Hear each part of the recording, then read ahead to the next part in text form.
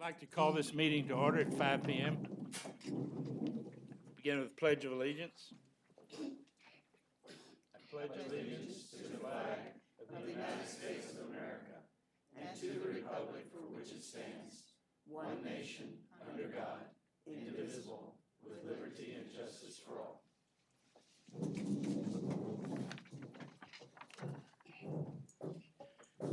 We have all council members here tonight, so we have a quorum.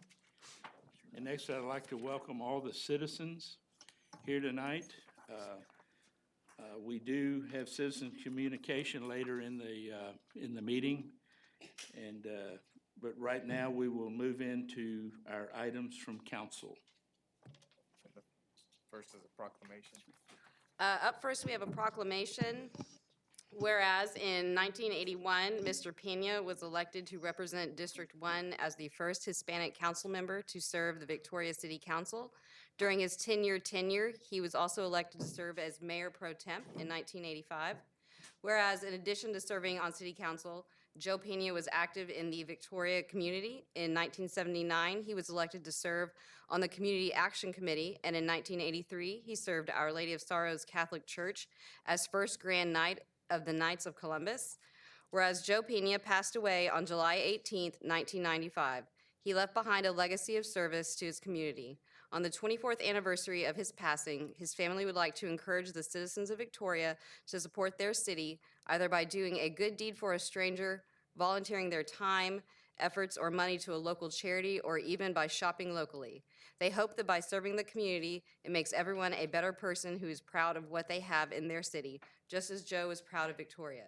Now, therefore, I, Raleigh McCoy, Mayor of the City of Victoria, Texas, do officially declare June 18th, 2019 to be Joe Pena Remembrance Day.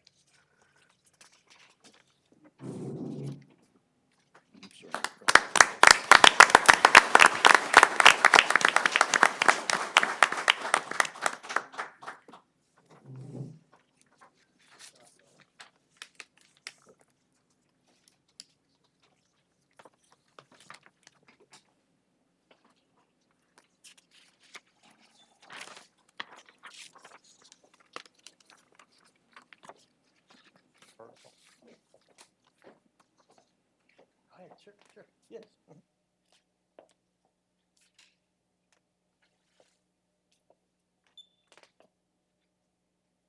gonna shoot over some.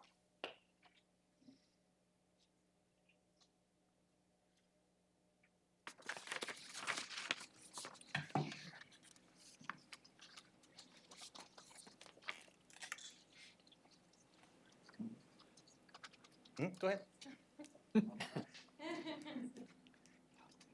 I'll sneak in last. Here we go.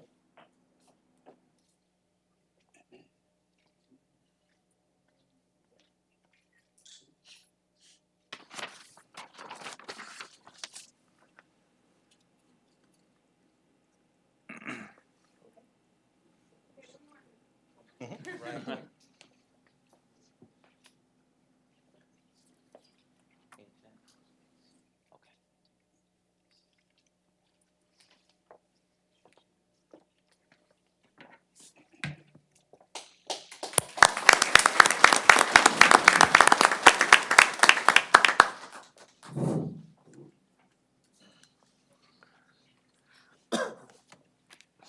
Item B1 is an economic development overview of the Sales Tax Development Corporation with a presentation by our city manager, Jesus Garza. All right, good evening, Mayor and Council. I figured it'd be easier for me to stand on the podium and look at you straight on as opposed to going left and right. So this conversation really stemmed from a couple different perspectives. One, since the day that I started, which was less than a month ago, I knew that economic development was an area of interest for me. It was, of course, something that was discussed during my interview process. And so it certainly was something that I was already anticipating taking a deeper dive into as part of my first 100 days here with the city. Coincidentally, at my first council meeting, Councilmember Lofgren requested an item related to the Sales Tax Development Corporation, and we intentionally waited a couple of meetings to give me a little bit of time for myself to familiarize myself with the Sales Tax Development Corporation and just economic development overall. I want to take advantage of this opportunity to not only talk about the Sales Tax Development Corporation, but economic development as a whole a little bit, because we actually have several economic development corporations. And so I want to take advantage of this educational opportunity to educate you and even some of the stakeholders that are present in the room on why, or not why, but how we're structured and how that compares to a traditional structure of a 4B development corporation. I'm going to go over the allowable uses for it, and then provide you my 2 cents on my observations on it, and then have a recommendation for you just to get the conversation going. I see part of my role is to just throw things out there, and hopefully we can have dialogue and conversations on these issues. So I'll start off by just calling out the 3 different entities that I'll go over. One is of course the VDC that everybody's very well aware of. The other is the Victoria Development Commission, which I have found not as many people are familiar with. And then of course the Victoria Sales Tax Development Corporation. And I'm going to kind of take this in chronological order. So the Victoria Economic Development Corporation actually started as the Industrial Development Corporation in 1982. We were able to track back and literally look at the first agreement ever between this nonprofit entity and the city in 1982. And at the time, believe it or not, that contribution from the general fund for that entity was only $15,000. And so again, we were able to track that all the way to that time frame. In those documents, we were able to pull out what the focus of that nonprofit would be, which is recruitment of industries to locate within the city. Pretty straightforward. Its structure, as I mentioned earlier, is a registered nonprofit corporation, and they have an independent board of directors, which both the mayor and I serve on that role, but it's an independent, separate entity. That same year, the city also created the Victoria Development Commission, which was created under the Development Corporation Act of 1979. The focus of this entity is to facilitate working with private entities that are interested in taking advantage of the city's ability to issue bonds for commercial, industrial, and manufacturing enterprises to promote and encourage employment and public welfare. The structure of this entity is a 3-member board, which is made up of 3 city council members. We actually have 2 different Victoria Development Commissions, one that's focused on industrial and one that's focused on hospital districts, from my understanding. And so it's not a really active board. I think the last time they took up activity was, when was that, Gilbert? Yeah, about 6 or 7 years ago. But in any case, this is its own independent registered economic development corporation. And then, of course, there's the Sales Tax Development Corporation that was created specifically as a 4B Development Corporation in 1995. For context, prior to about 1989, the ability to attach sales tax revenues to economic development corporations wasn't even an option. And in the late 80s, the very first option to do that was through a 4A Development Corporation, and it wasn't until 1993 that the 4B was even ever created as an option. And so that's the reason for this timing. And so what the purpose of the 4B Development Corporation at the time was the promotion of the creation of new and expanded industry and manufacturing activity within the municipality and its vicinity. And the structure, again, it's a registered development corporation, and it's a 7-member board appointed by city council, as most of you are aware. I want to spend a few minutes just talking about the allowable uses that fall under the category of the Type B. This is dictated by the state. I won't necessarily read through every single one of these items, but I wanted to give you a glimpse as to the variety and the magnitude of the allowable uses under state law as a Type B development corporation. But they range from including things that we already know of, manufacturing and industrial facilities. They even include the support of the creation of primary jobs in all of these areas, military facilities, recycling facilities, distribution centers. It includes even primary job training capabilities, and of course, anything related to headquarters. there was some language that was added to try and connect primary jobs to a lot of what the allowable uses were. But within that, those subcategories included the ability to spend the funds on things related to transportation facilities, water, sewage, solid waste facilities, public safety facilities, and other infrastructure related needs. There was even a component that wasn't even really doesn't really require primary jobs, but those are the issues that are more associated with job training and workforce development, and also some infrastructure projects. A traditional structure of a Type B corporation, I think this is important to go over because I think it'll help answer a lot of the questions that I heard when I was meeting with stakeholders and even meeting with some of you. And the traditional structure of a Type B corporation is exactly what we have now. In terms of it being a registered development corporation and the 7-member board that comprise it.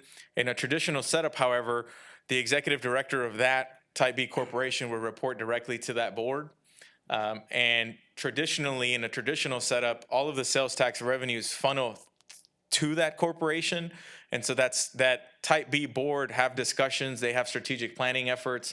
They're supposed to be made up of people that are economic development minded, business professionals in our community that are the subject matter experts on how to best use money for economic development purposes. The way that it traditionally works is these individuals then make recommendations in conjunction with their professional staff, which is typically the executive director, to city council on how to spend those dollars. Ultimately, the approval comes from city council for how to spend those dollars, but there's a lot of involvement from the Type B board in a traditional structure. Some of the reasons why ours is a little bit different is some of the policy directions that came in the 90s when this Sales Tax Development Corporation was adopted. Of course, most of you have heard of the compact with the voters, and I'll have a slide to talk about that. But there was also a policy decision made at the time in the 90s to continue funding the already existing development corporation that started in 82, as opposed to kind of just taking that and focusing on becoming its own true entity. There was also, of course, the policy decision to focus on infrastructure projects that we know is existing. But these play a big role on how the Sales Tax Development Corporation functions today and how it relates to the other players. On the compact with the voters, you should have a physical copy of it so that you can go over it at your leisure. I'm sure some of you have already seen it, but on top of the already parameters that are established by the state, there was a few more restrictive items that were included in that compact with the voters.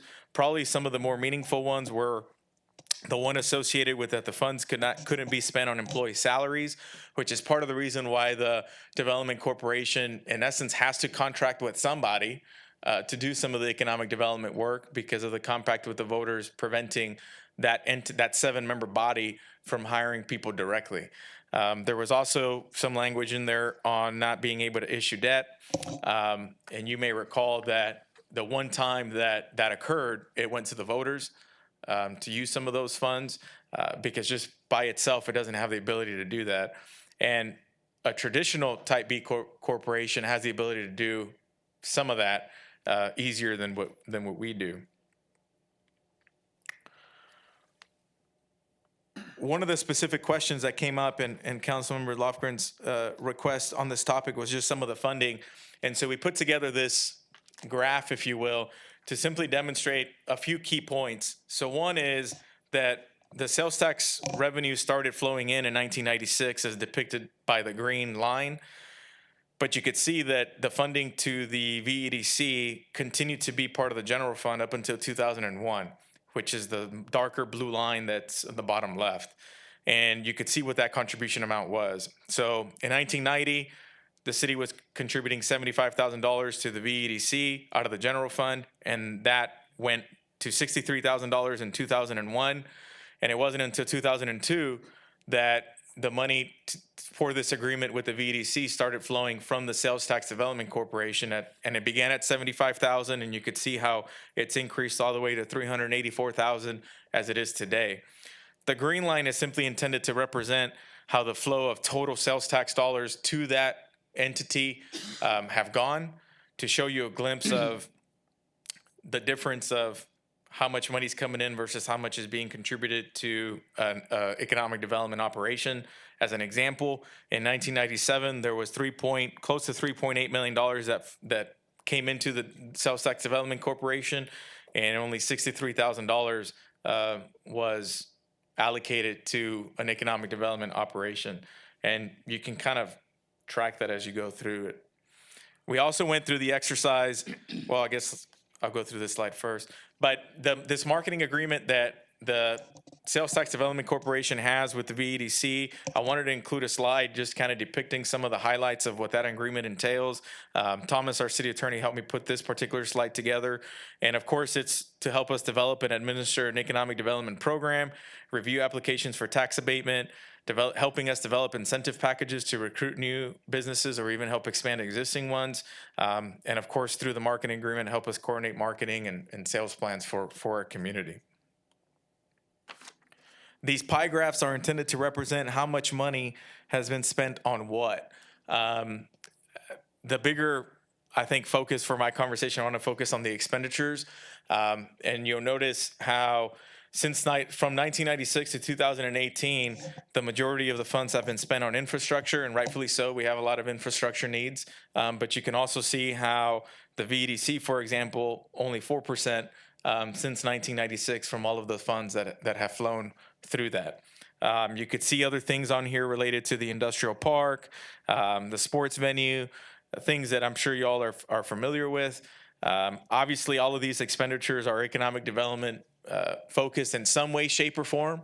But the idea behind showing it to you in this form is simply just to give you a sense of what piece of the pie has gone towards economic development related infrastructure projects versus an economic development operation versus drainage versus sports venue, just to give you a glimpse of what the money has been used for. I know a big topic of conversation is infrastructure, so I pulled those out. And in that time frame, there's been the amount of money invested into just those three categories, drainage, utilities, and streets, makes up about 68% of all the funds received since 1995. One of the things that was requested by Councilman Lofgren was receiving a list of some of the streets that we deem eligible to be funded out of this fund. And that's a document that you have in front of you that looks like an Excel sheet that's got some yellow highlights through it. I won't go through that in detail, but have that as a resource to help educate yourself on what some of those streets are. I can tell you that out of just president, the focus has been thoroughfares. The last time our community has gone through a comprehensive thoroughfare master plan was 1998. It's received some minor adjustments since then, but we are planning on taking or proposing funding in next year's budget to actually go through a more thorough, no pun intended, thoroughfare master plan, which would be, I think, a combination of different entities, MPO, county, and the city, I believe, to help fund that initiative. That'll ultimately probably provide an even more accurate list of the list that you have in front of you. But nonetheless, that's what historically this money has been used for. Some of the just brief observations that I have on this topic is, or I guess let me backtrack for context. I know not everybody had a chance to listen to when I spoke at the chamber luncheon last week, but one of the key elements that I spoke about was about competition and about how cities are in competition. We're in competition for talent. We're in competition for businesses. And so I'm trying to view everything from the lens of how do we compare to our competitors? How do we compare to other cities when we're talking about being a destination city? How do we compare in terms of quality of life? How do we compare an investment in infrastructure, public safety? I mean, you name it. How do we compare with compensation? I mean, everything related to competition is something that I view it as in my lens as city manager, and economic development is no different. I can tell you from experience that economic development is not an easy task to accomplish. It requires a lot of work from different communities, especially standalone communities like ourselves, to really try and get people to consider us for any amount of expansion or investment, which means that we have to even make more of an effort than some of the metro areas when we're trying to compete for businesses. And so when I look at it from that lens, I think historically we haven't spent enough on direct economic development operation funding. And we went through the exercise of kind of just seeing what other EDC's budgets are like, just as an argument's sake. Harlingen, for example, was one that was easy to find. They're type A, but nonetheless, it's still sales tax. And they're a city that's roughly the size of Victoria, and their EDC budget is above $6 million a year, just for the EDC. And I think I'm sorry, somebody have a question? No? Okay. Just to give you an example of a few others, Temple, for example, Temple, which is a community of 76,000, their 2019 budget for their EDC is close to $3 million. And so once we kind of start looking at it from that lens, we start realizing that we really aren't sort of structuring and investing things the way that our competitors are. I think part of the challenge in even just comparing budgets that's very difficult to accomplish is that these numbers that I'm giving you is the amount of money that's flowing into the sales tax, what they would call their sales tax development corporation, which is the 4B Development Corporation. And so here, when we're trying to compare budgets, we're looking at Dale's budget compared with Type B Corporation's budget, which of course is going to be in the millions of dollars. If we were to compare apples and apples, our Type B Corporation budget would obviously be in the millions of dollars too, because that's roughly $8 million or however amount of money that goes into it. And again, a very small portion goes into an actual operation. And I know you're probably thinking, well, what does that mean? You know, what do people use this money for? And I could tell you from experience that every community is different. No community is alike. But if the policy direction from our community and from this council is that the VEDC is our economic development arm, they don't have the resources to focus on everything that's economic development related. And the proof is in the fact that the city started focusing on retail recruitment, how long ago, John? 6 years ago or so? Because those resources weren't with the VEDC to be able to do that. And so I'm just giving you my 2 cents just for food for thought on how we compare. So that's one observation. I think the fact that we have several registered nonprofit development corporations also creates a certain level of confusion as to what role each play, and creates a certain level of confusion as to what the overall policy direction is for these different boards and what their role is. I know there was a community-wide economic development strategic planning effort in 2000 that I think later was updated in 2004 that specifically outlined what different entities' roles would be. And through that exercise, I know VEDC consistently comes out of that effort focused on primary jobs and doing what they're doing, which they're doing a great job doing what they're doing. But the challenge is that economic development is much broader than just that. And so the big question in terms of what I think council should ponder on is whether there's an appetite to look at increasing funding for an economic development operation, and that could come in the form of two ways. One, of course, increasing our contribution to the VEDC, which of course would necessitate looking at the agreement with them and all of that jazz that would come with that. Or the city of Victoria takes on some of those void areas, just how the city's already done with retail recruitment. We can certainly look at absorbing some of that currently the VEDC is not focused on. So that's sort of a short-term thing that I would like for council to have a discussion on.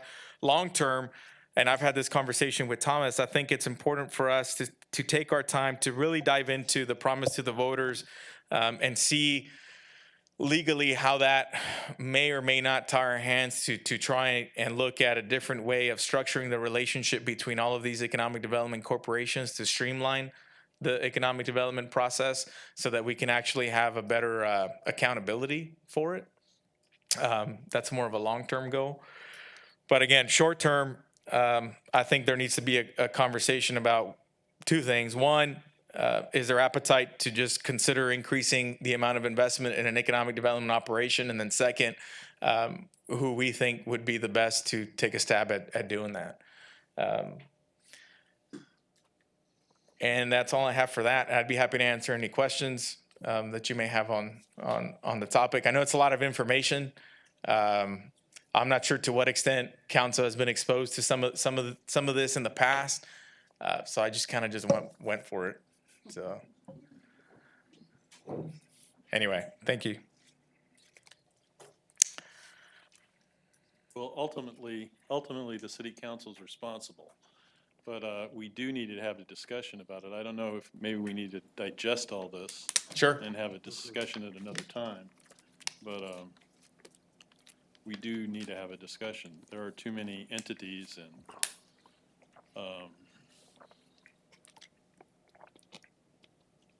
and you're right, we haven't devoted a lot of money to economic development. But we need to have that discussion as a group. And maybe we need to absorb this a little bit before we have that discussion. That's just my opinion.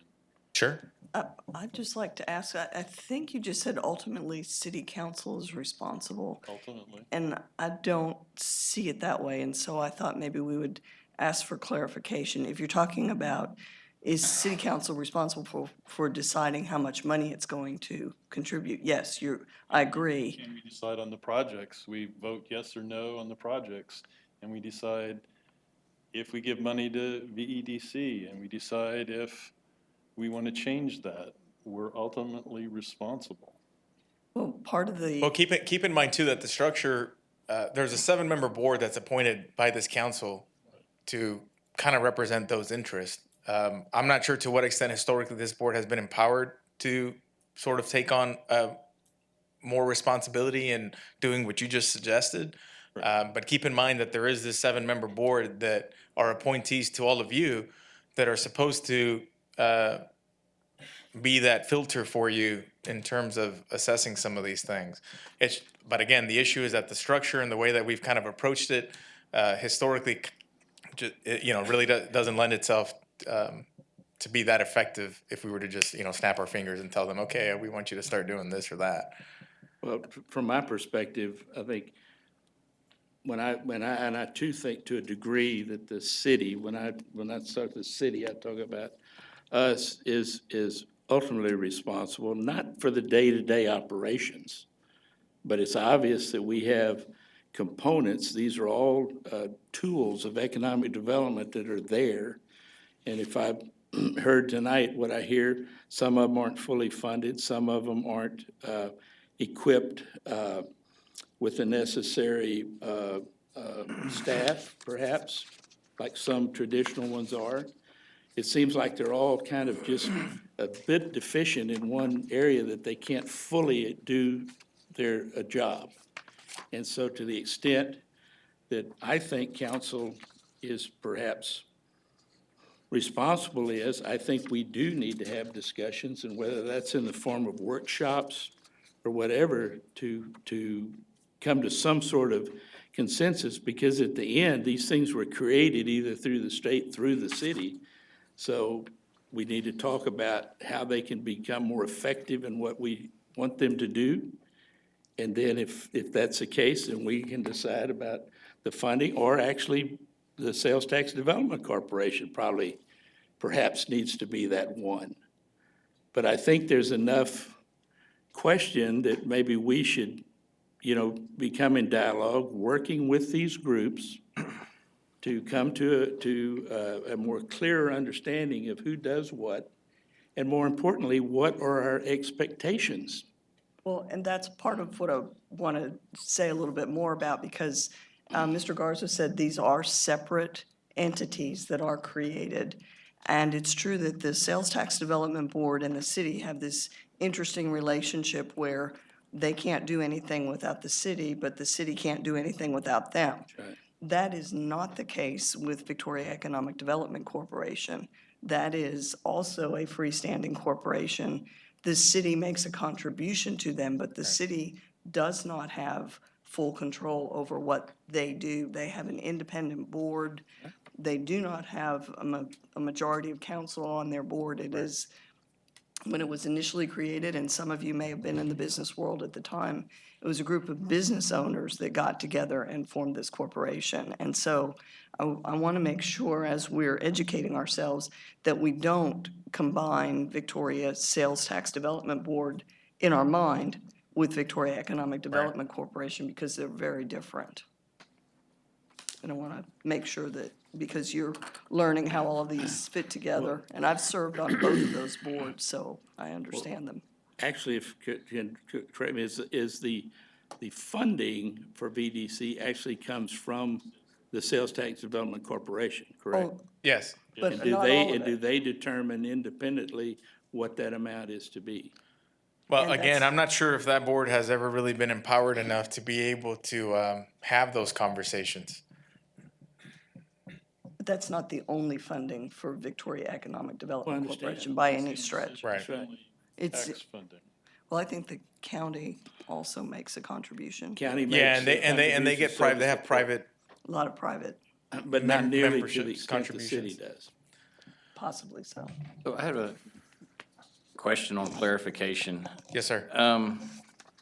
One of your slides, it talked about the Sales Tax Development Corporation is responsible for the promotion and creation of new and expanded industry and manufacturing activity within the municipality and its vicinity.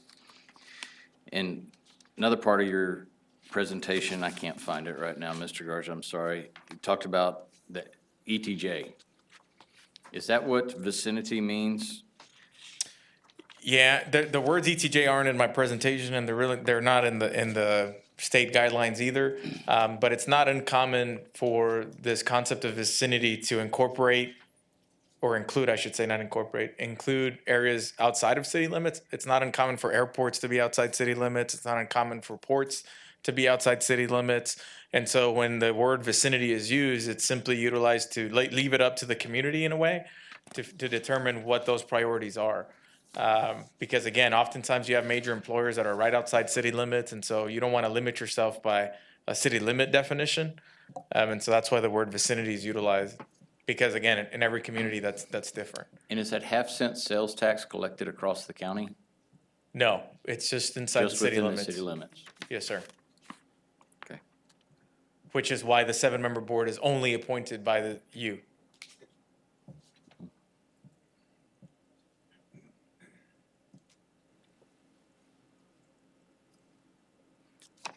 And one other thing, you had in there that allowable uses that don't have to necessarily do with creation of primary or creation or retention of primary jobs with certain job training classes and career centers?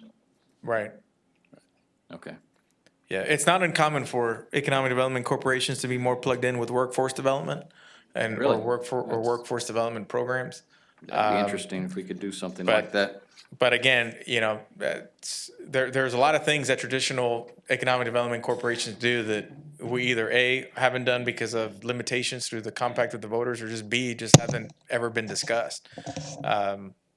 So I just want to make sure that we have a conversation about it and that everybody's in Goosh tune. was here because he said it was illegal to do that. Who? Mr. Goosh. And so he'd said it was illegal to do that when it was asked of the Sales Tax Development Corporation Board before. But I'm seeing it Well, I different certainly here. can't speak to that, but I mean, I could tell you from Illegal experience. to what? Use the funds for certain Used for training. workforce Right. development.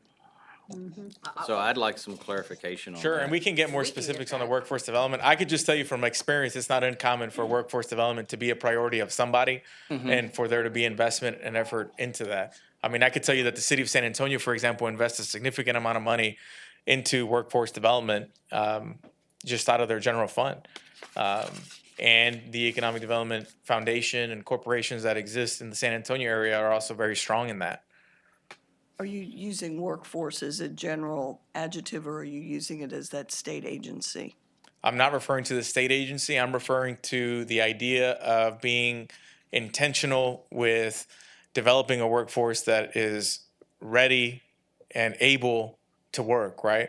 At a separate, I don't want to speak for Dale, but I know that in our conversations, one of the challenges that I know they have when they're trying to have his conversations with folks about primary jobs here is just the workforce availability, right? And so those are things that communities invest in to ensure that specific trades, there are programs that are going on for specific trades, that there's programs for, different issues, because we can't attract primary jobs if we don't have a workforce that's readily available to have those jobs. And so there's a pipeline component that needs to be, and I'm sure there's already some effort to it, so I don't want to say that it's not because I'm not familiar yet. But my point is that economic development, when you look at it from the spectrum of, starting from scratch to full completion, I mean, part of that spectrum is workforce development. And to add to that, and I wasn't there for the conversation with Mr. Gush, so I don't exactly know what exactly you are speaking of. I do know that under state law, we are allowed to use that money for certain, basically to create or retain certain primary jobs, so it can be used to create jobs. I can get with Mr. Gush and get you some clarification on how the prior conversation relates to what we're talking about now. Thank you. But again, hence the need for the discussion, I think, and because economic development is not a specific thing. It's so broad nowadays. I mean, when these corporations were formed in 1995, they're businesses that we would like to attract today that didn't even exist at that point in time. So I think it's important that we, as the city, as the council, engage in discussion and with our partners in economic development and make sure that we're all working with the tools we need to take this city forward in the development that needs to take place. I think we all know that our biggest way to fix all of our infrastructure in this is to grow, and we're not gonna grow without attracting new business. I mean, it's vital to the city, and for the extent, it may not be a permanent need that we involve, but I think we need to take this opportunity and this time to do what we need to do to make sure that we as a city are doing everything we can do with the resources we have to optimize our economic development. And right now, we have a narrow focus on primary jobs in industry, which I think VDC does very well. For that, we're focusing on retail, but there's even things in between that we don't focus on.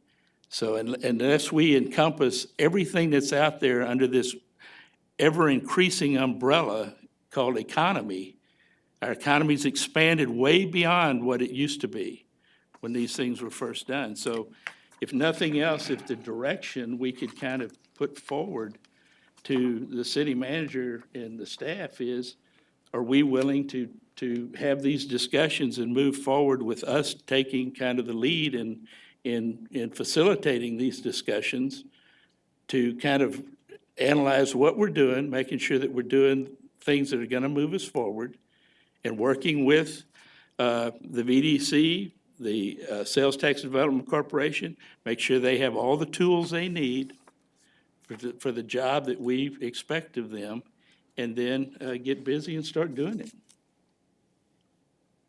And I'll just leave you with a thought about intentionality, and I've talked with staff and even with the mayor about intentionality. Things aren't going to get better by themselves, and so we need to think about how can we be more intentional with our actions? How could we be more intentional with our policy directions? How could we be more intentional with management direction and decisions?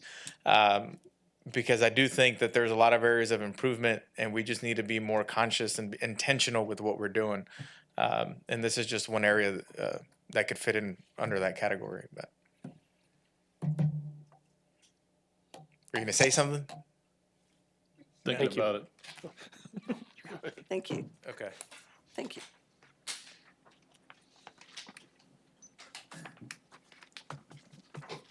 Any further discussion? Not on that, but I have another item from council. Okay. I was going to ask if our city secretary could maybe keep a bin list of items that we might want to cover in a work session sometime. So that we could have a discussion, because we talk about having work sessions. And maybe she could just keep a running list, so that way we can sit down and let's have these 3 items that we've already identified to talk about. And at least we're keeping on track of them. Okay. Okay. I have no problem with that, because I believe work sessions are where we're gonna get work done. Yes. I have 2 items. The first is that I'd like to pull from the consent agenda, D6, 7, and 9. D6, 7, and 9. And then I just had a question for staff. At the last meeting, we had a citizen come and request some speed bumps be put in on a particular street. And council received a brief email that said they were basically going to look at it, which of course has to happen. But I wanted staff to give that report so that everybody could hear what our response was to that. I'll just answer that very, very quickly. Okay. I'm a big believer in validating some of these requests with data and looking at traffic studies and traffic analysis to determine whether things like a speed bump or whatever it is warranted. Staff has already initiated the process to do a speed study and a traffic study in that area that was brought up. We know that a big part of that specific area was the school. And so to establish a baseline, they're going through that exercise right now. And once the school starts, we'll probably go through it again, and then make a determination on the speed bump after that. Thank you. For clarification, you were not going to pull 8. That's right? correct. Okay. Just 6, 7, and 9. Thank you. Mr. Garza, I'd like that to be a little more comprehensive. Referring to the Not traffic just study? that- Yeah, not just that specific street. We've had numerous requests from citizens for traffic calming devices in different areas. And so far, they've all been shot down and told that they can't be done. And so I want city staff to figure out a way how to get them done. Sure. Well, I don't know about finding a way to get them done, but I can certainly assure you that we'll look into every single one of them, and we can even establish, that's probably loud. We can even establish a policy to kind of help us determine when they're warranted and when they're not. But it came from the idea that they cause damage to the streets, That what causes damage to the the street. speed bumps. Yeah, I'm not familiar with that, but. Yeah, and fire we can- truck but- access. But and- we can certainly look at being more consistent in our response to those types of requests. There's a lot of new designs out there that aren't typical that most people think of as a speed bump. So I've seen them in other neighborhoods and other Yeah. communities, so. I live on But one- again, if it just study it and see what's available out there. I live on one of those streets that didn't have a speed bump, and then it did, and thankfully now it doesn't. And I think that happens, that people ask for them, and then you're sorry for what you I got. grew up on a road with them and it stopped speeding. Most people have potholes. Yeah. What? I said most people have potholes. And that- I think a speed bump would be welcome. There's our That slows traffic. speed depressions. Didn't you know that potholes was our way to Is that what it is? slow people down? You've done a good job. We'll use Okay. nature. Well, moving forward, any more discussions from items from council? If not, we'll move into citizens' communication. Anybody who wishes to come forth and speak on any matter with the city. Now, if you're here to speak on a matter that's in the items of public hearings, we would like you to reserve your comments until that time. Other than that, please step forward and address council. Good evening. My name is Linda Raven. I am a resident of Castle Hills West subdivision, and so you probably know what I want to speak about tonight. I've been following the progress of the city's street repairs for a number of years. I even had my own CIP that was sent to me by the city because I call so often. And so anyway, since about 2006 or something like that, I've called regularly, and we've had cave-ins on my street and alligator, whatever, pavement. And now the streets are so bad that you can't dodge the potholes. I mean, it's like going over the Chisholm Trail, and it's in a very deteriorated state. So the CIP said that in 2020, that Castle Hills West would get new surfacing in their neighborhood. Well, 4 weeks ago, as I was watching the council meeting on YouTube, I noticed that Castle Hills West is not even on the list. I mean, not demoted for some other street that probably was in worse shape of disrepair, if there is one, but, or a neighborhood is that way, but we're not there. So my question is, why? Why are we not there, and who took us off? And when the question was broached at the meeting 4 weeks ago, everyone on the council looked around the room, and there was no obvious reply. So I want to know, what is the deal? And I understood about Woodway and the debacle that's happened there and how much, I mean, they're going to have to be repaired again. But, you know, we've needed this too for a long time. And I understand Woodway has traffic from the schools 2 hours a day probably, but we also have traffic from the schools. And if the median is built, or when it is built down Navarro, we're going to have a lot more traffic from Chandler because they're going to cut through King Arthur to get back onto Navarro. So that's my question, and I would just like an answer. I mean, we weren't demoted, we were deleted.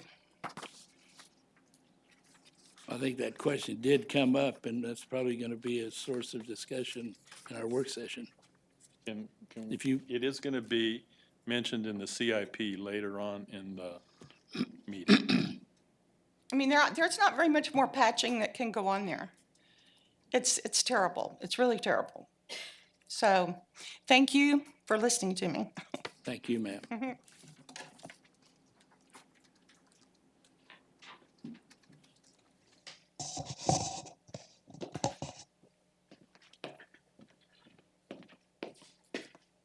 Hi, my name is Jesus Peña. Jesus and Peña. Everybody calls me Jesse, Tocayo. though. Yes, he said same name. Can everybody hear me? Yes, sir. Okay, I apologize in advance because I'm shaking like a tree on a leaf. Yeah. Okay, so I am an owner of a small business called Kona Ice of Victoria. We are a franchise. We have a territory, and it goes from Luling to Port Lavaca and from El Campo to Refugio. So we service quite a big area. If you're not familiar with us, your kids and your grandkids are, I guarantee it. We are in the serving. We serve shaved ice. We served a smart snack food. We can serve kids at 8 in the morning. And the reason why I'm here today is because we are not allowed to be a vendor at Riverside. There's a city ordinance that says that we cannot just casually go and vend, and I think that was because of you didn't want all kinds of food trucks, if you will. We are a very professional and expensive and carry multi-million-dollar insurance. We are a legitimate business. We partner with VISD, with actually all the school districts. We donate literally thousands of dollars back to sports, to nonprofits, to churches. When we do any business at all, that's typically what we do. But in order for us to grow in the economic development like everybody's after, in order for us to survive in this cutthroat business, there are 8 other shaved ice vendors in the area. It is it's a pretty good deal selling shaved ice to the public. We love it. We love the smiles. We love serving. So again, the reason why I'm here is just to bring up that we cannot do that, and I want you guys to, if you can, just think about any way that we can. We can vend as far as special events. We do the Riverside Food Truck Fest. We do all kinds of other events that we're actually catering for there, but we're not allowed to be in there. And I talked to Parks and Rec, and they are not interested. There was a business called Jerry's Kayaks.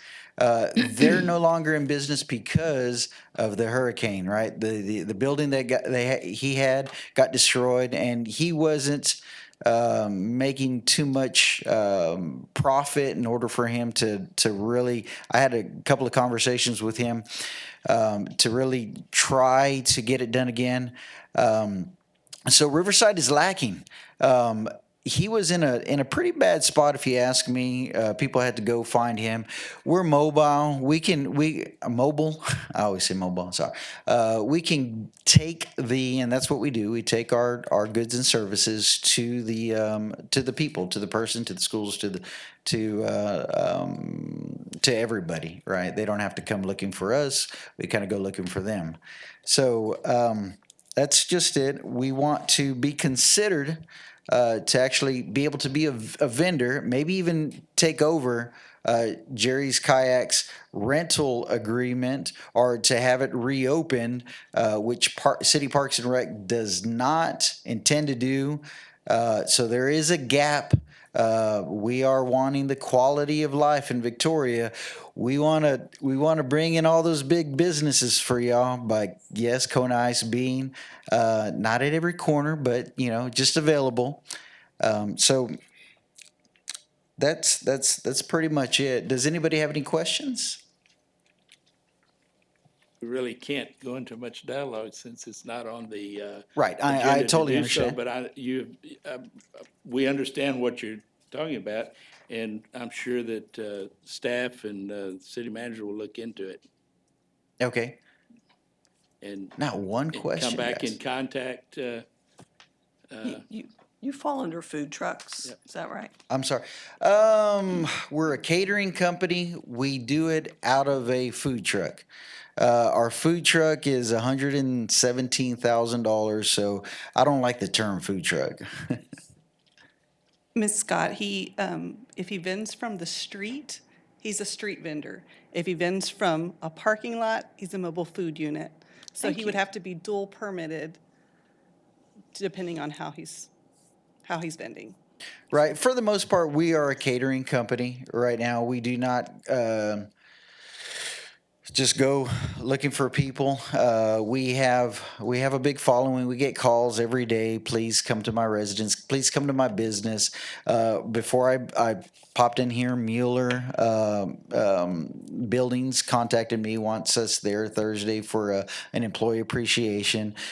We have 3 trucks and a trailer. We do partner up with everybody in Victoria and surrounding. I welcome y'all to look at our tax records, our sales tax. Compare it to any other food vendors, food trucks out there. Look at what we do compared to the other ones that are actually there, even at the ballpark. We get calls from sports leagues all the time that want to partner up with them because we give them at least 20% of what we make, and they could take that money and buy equipment, get kids involved off the streets. But they can't because and that's actually the second part. If I have 1 minute, I want for y'all to look at the sports complex. There is a rental agreement that City Parks and Rec plans to renew automatically. That's really does not benefit all the sports leagues that are out there, all the baseball leagues that are out there, because we donate back. Nobody else does. There's a lot of potential in having us there versus somebody, and that's second. Anything else? I mean, any other questions? Any questions? Thank you very much. Thank you for your time. I appreciate y'all. Okay. Any other comments from citizens? Just a quick thank you. All the school districts around our area support Kona Ice too. That's a pretty big franchise, at least on the Houston area. I'm John Pena, as everybody mentioned earlier, son, father Joe Pena. Just a quick thank you to everybody. The main idea to kind of bring his day back into focus was not really circled around politics or what he stood behind or anything like that. I think my life kind of just came full circle. Nothing against Mr. Garza or anything y'all were covering, but my son's nodding off, and I remember nodding off on this side too during the same meetings waiting on my dad. So great man. He did a lot of great things. a lot of great things for the community, random people. I mean, there was countless times we're just remembering this is what we're going to do today, and this was our outing, and it was either building something for someone, taking something to someone, whatever it may be. So that's really my focus for the day, is to kind of bring it back into the spotlight.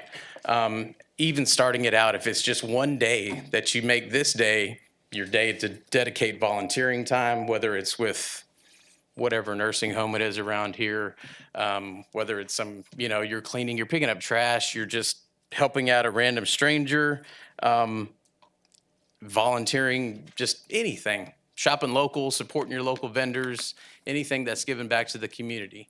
There was a lot of times when I think I was on my way out of town where we had different, peers saying, I can't wait to get out of this town. There's nothing here for us. Well, that was the mindset then. We're starting to get a little bit more tenure behind us, understanding of what you need to invest. You get what you give, what you put into the city. So firmly believe into that. I want to help out with it too. So at least our plan for now is to make sure that we're here, in June, once things come back around, and then turn that into, not just a day, a month, a year. Turn it into, a month, a week, whatever it is, and just every day, just a random act, just to kind of help turn it around. That's really it. I want to thank y'all very much for giving me the opportunity to show my son that this is really what it's all about. This is the focus of what I'm trying to do. We actually named him after my dad as well. So with plans as to hoping kind of keep this going as time carries on. There's something in my throat. Somebody cutting onions in here? Something? That's really it. Any questions or anything? No. I remember that chair, Ricky. That's the spot right there. Exactly. Thank y'all you very so much, and I can probably tell you your dad would be very proud of you I today. appreciate that. Thank you. Thank you, John. Okay. Any more citizens' communication?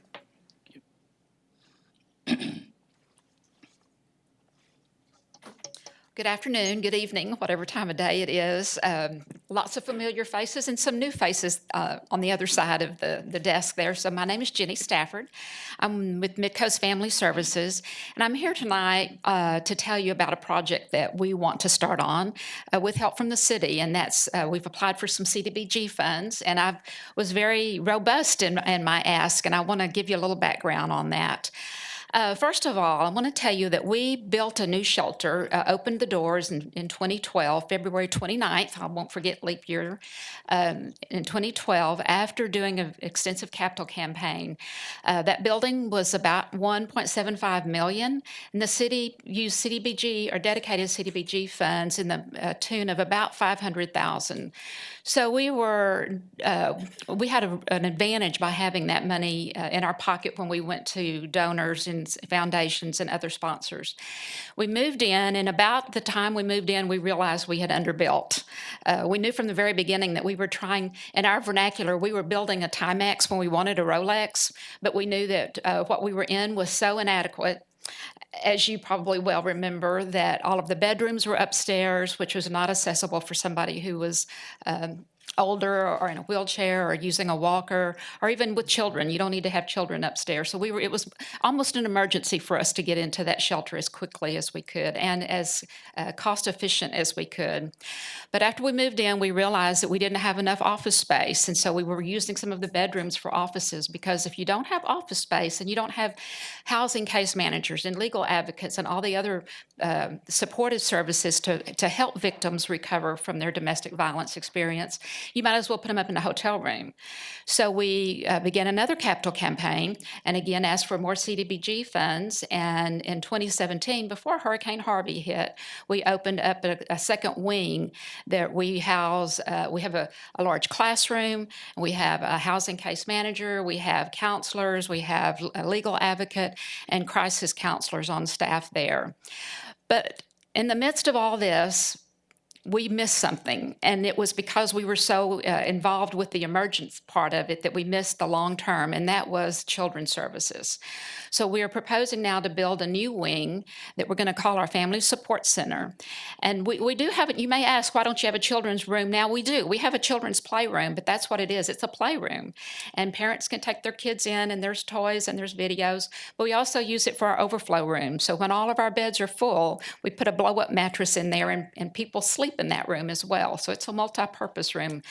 We want to build a wing that's dedicated to children and families. So we can do support services, we can do small groups, we can do fun activities, we can do parenting classes, we can bring in mental health counselors.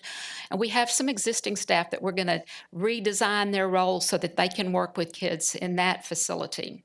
One of the things that we know is that there is more to than just healing your body, but you've also got to heal your mind. And children who have witnessed violence are 15 times more likely to become victims of violence. And they're also more likely, I don't know the exact number, but they're more likely to become perpetrators because that's the life that they've lived. That's how their family dealt with any kind of conflict. And we want to break that cycle. And so I'm knocking on your door again, asking for more CDBG funds to the tune of $300,000. We believe that project will be about $400,000, and that's probably a conservative figure because we haven't put our security system in yet, our fencing, and all of those things always end up being more expensive than I planned for. But I wanted you to know that, yeah, I've asked once, and then I asked a second time, and now I'm asking a third time. But I also want you to be assured that every single dollar that's allotted goes into bricks and mortar. We don't take anything out for overhead, for any kind of salary. It's all for that facility. To tell you that when we asked for this the very first time, Mayor Polosic was on the other side of the desk, and he had the vision to redesign or repurpose the way CDBG funds were used. Before that, it was used for different kinds of projects, but he saw the value, along with the other council members, in doing something that would stand for a long time. And just did some quick math, and it looks like that we have served about 3,600 victims since we opened that shelter in February of 2012. Half of that number were children. And so we can do better. We want to do better, and we ask for your support in doing that. Thank you. Thank you. Any other citizens' comments? If not, we'll move on into items with public hearings. Item C1 is an ordinance amending Chapter 24 of the Victoria City Code to revise residential building permit fees as administered by Development Services, repealing conflicting ordinances, declaring an emergency, and providing for codification and savings and declaring an effective date. And before we discuss this, Mayor McCoy has asked me to make a note that the reason for this emergency amendment to this ordinance is that due to passage of recent state legislation, our current fee schedule is no longer in compliance. Thank you, April. No longer in compliance, and so we need this to get us back into compliance so that our fee structure is legal. Yeah, I will now open a public hearing on this matter. Anyone who wishes to step forward and speak to this matter, please come forward now. Seeing none, I will close the public hearing.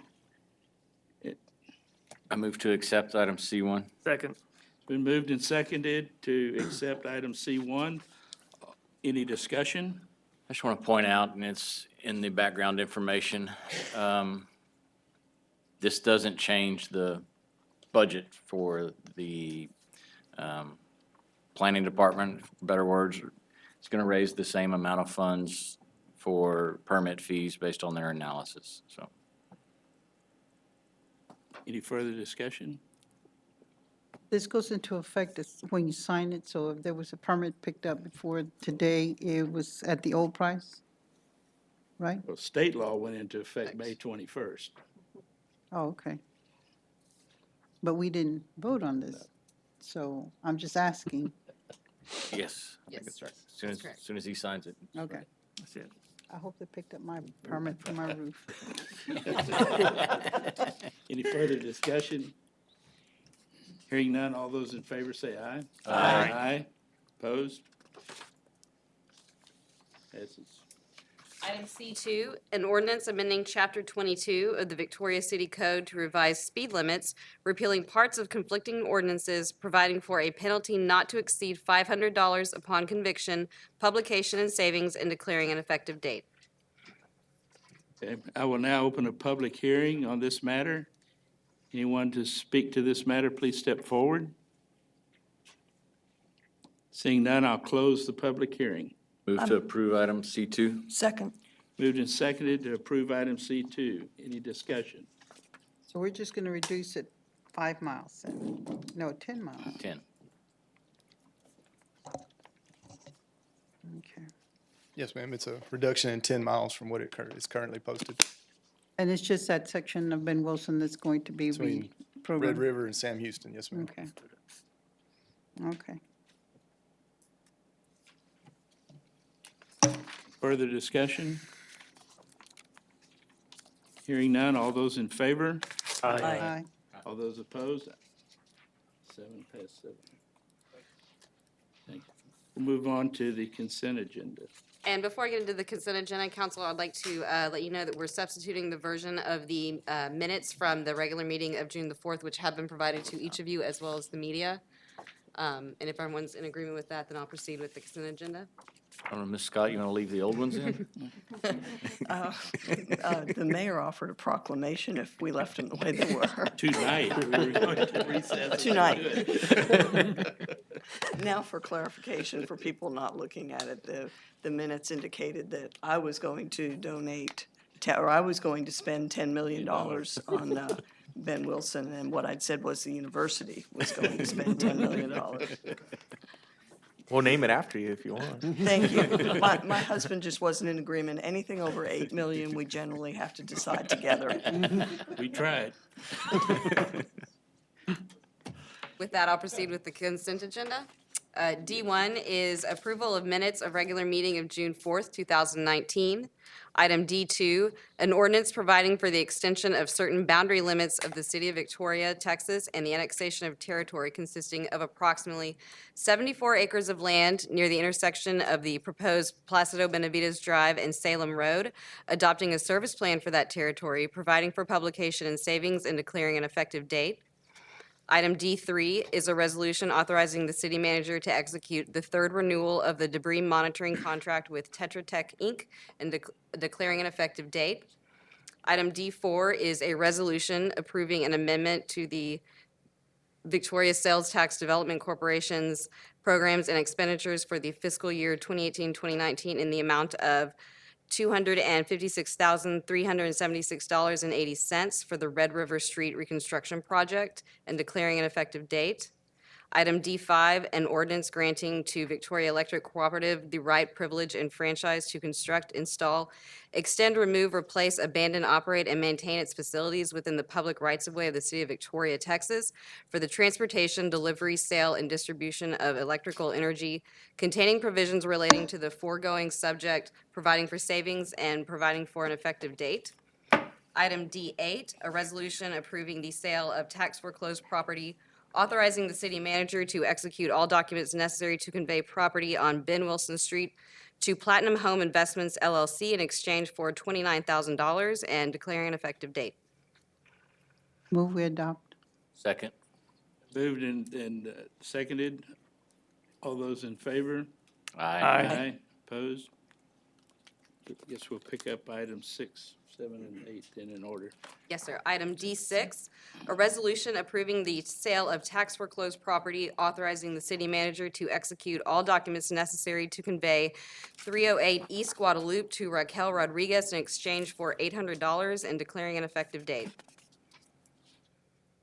I asked for this to be pulled because this one especially got my attention. This would be a sale of the property for 7.78% of what we believe the current value is, and I knew the representatives from the law firm would be here, so I wanted to ask if you'd done any analysis or what your procedures are for bringing these to us. Do you just bring us all offers, or is this the best that we can do? I was just surprised at this low bid. Usually what happens, do you want me to explain the full process starting at the tax sale? You understand that and just want me to focus on this? Just focus on the resale. Okay, so normally, when a property has been struck off to the taxing entities, we ask that the public submit bids. Usually if there's multiple bids, then we will have a bid off amongst those bidders and then provide to the entities the higher of the bids.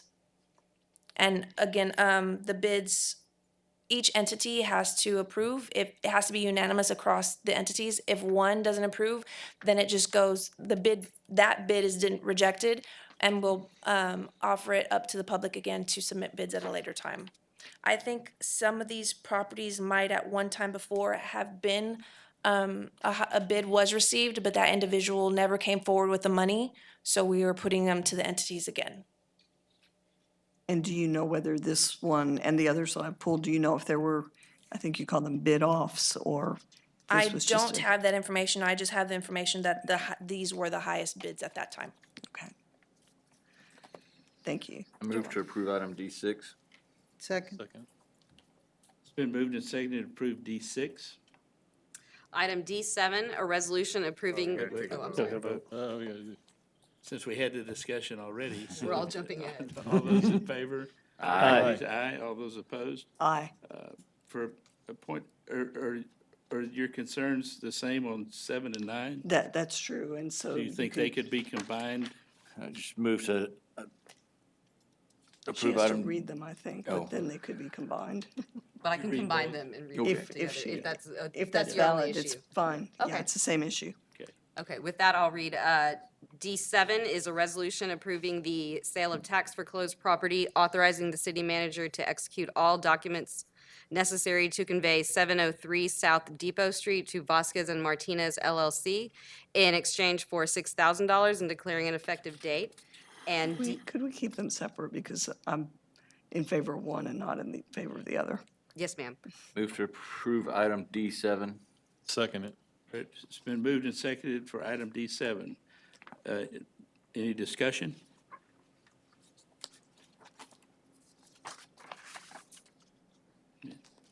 No discussion. All those in favor? Aye. Opposed? Aye.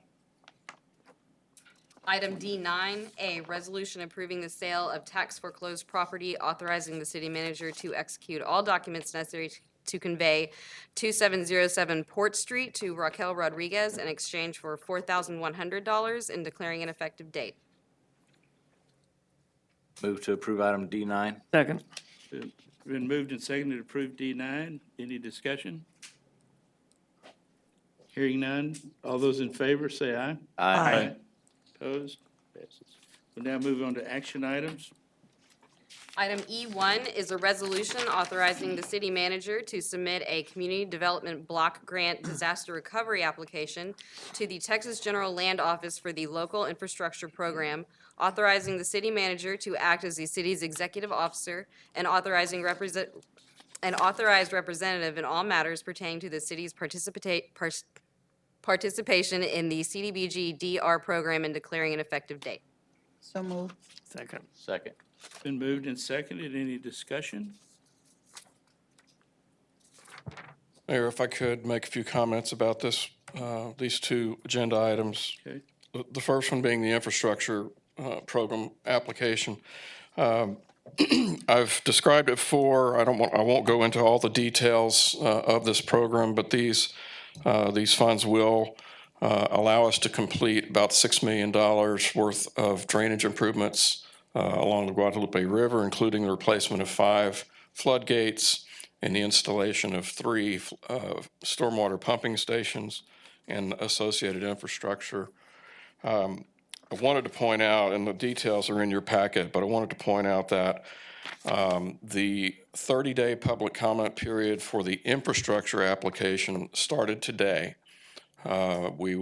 The application is currently available on the city's website. It is also available for viewing at City Hall at either the city secretary's office or the city manager's office. At the July 16th city council meeting, we will have a public hearing on the infrastructure application, and at that point, we'll be ready to submit the application to the GLO.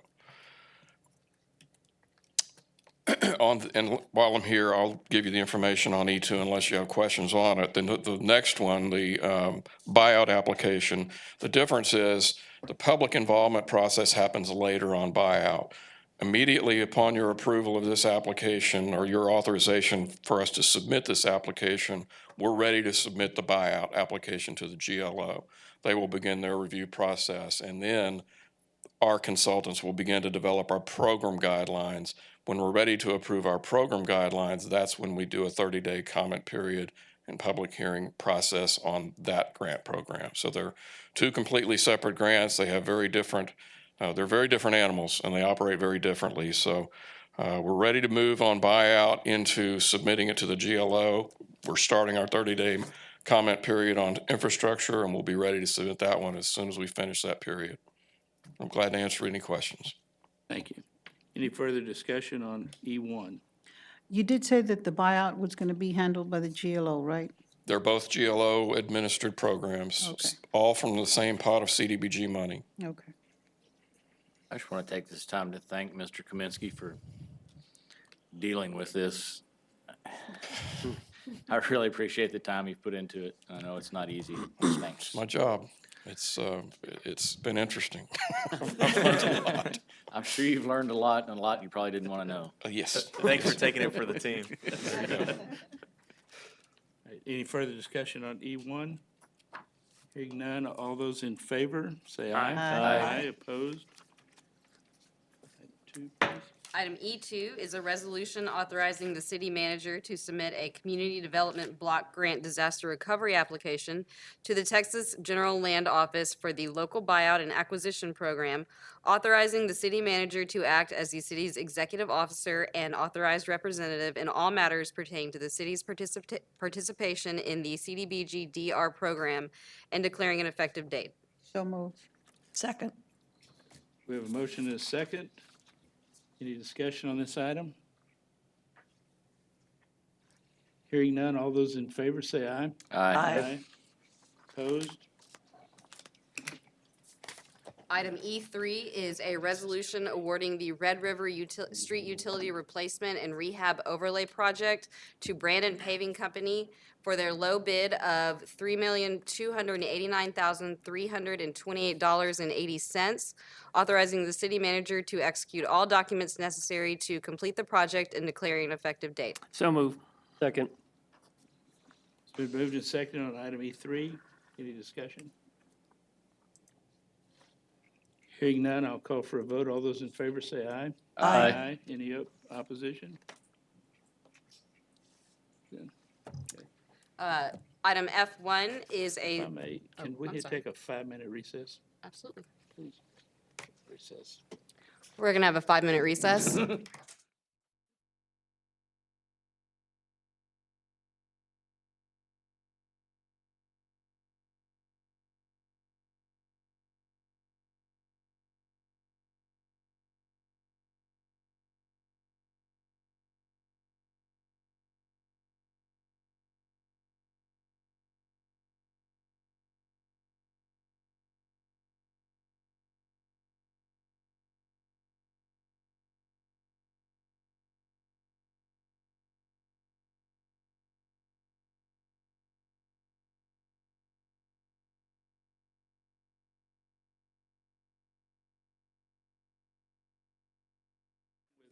Item F1, the city manager's report.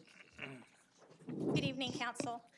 You'll probably appreciate that break because unfortunately this will be a little bit longer presentation than my normal yearly CDBG presentation. So as you know, our community development block grant program must be programmed on a yearly basis.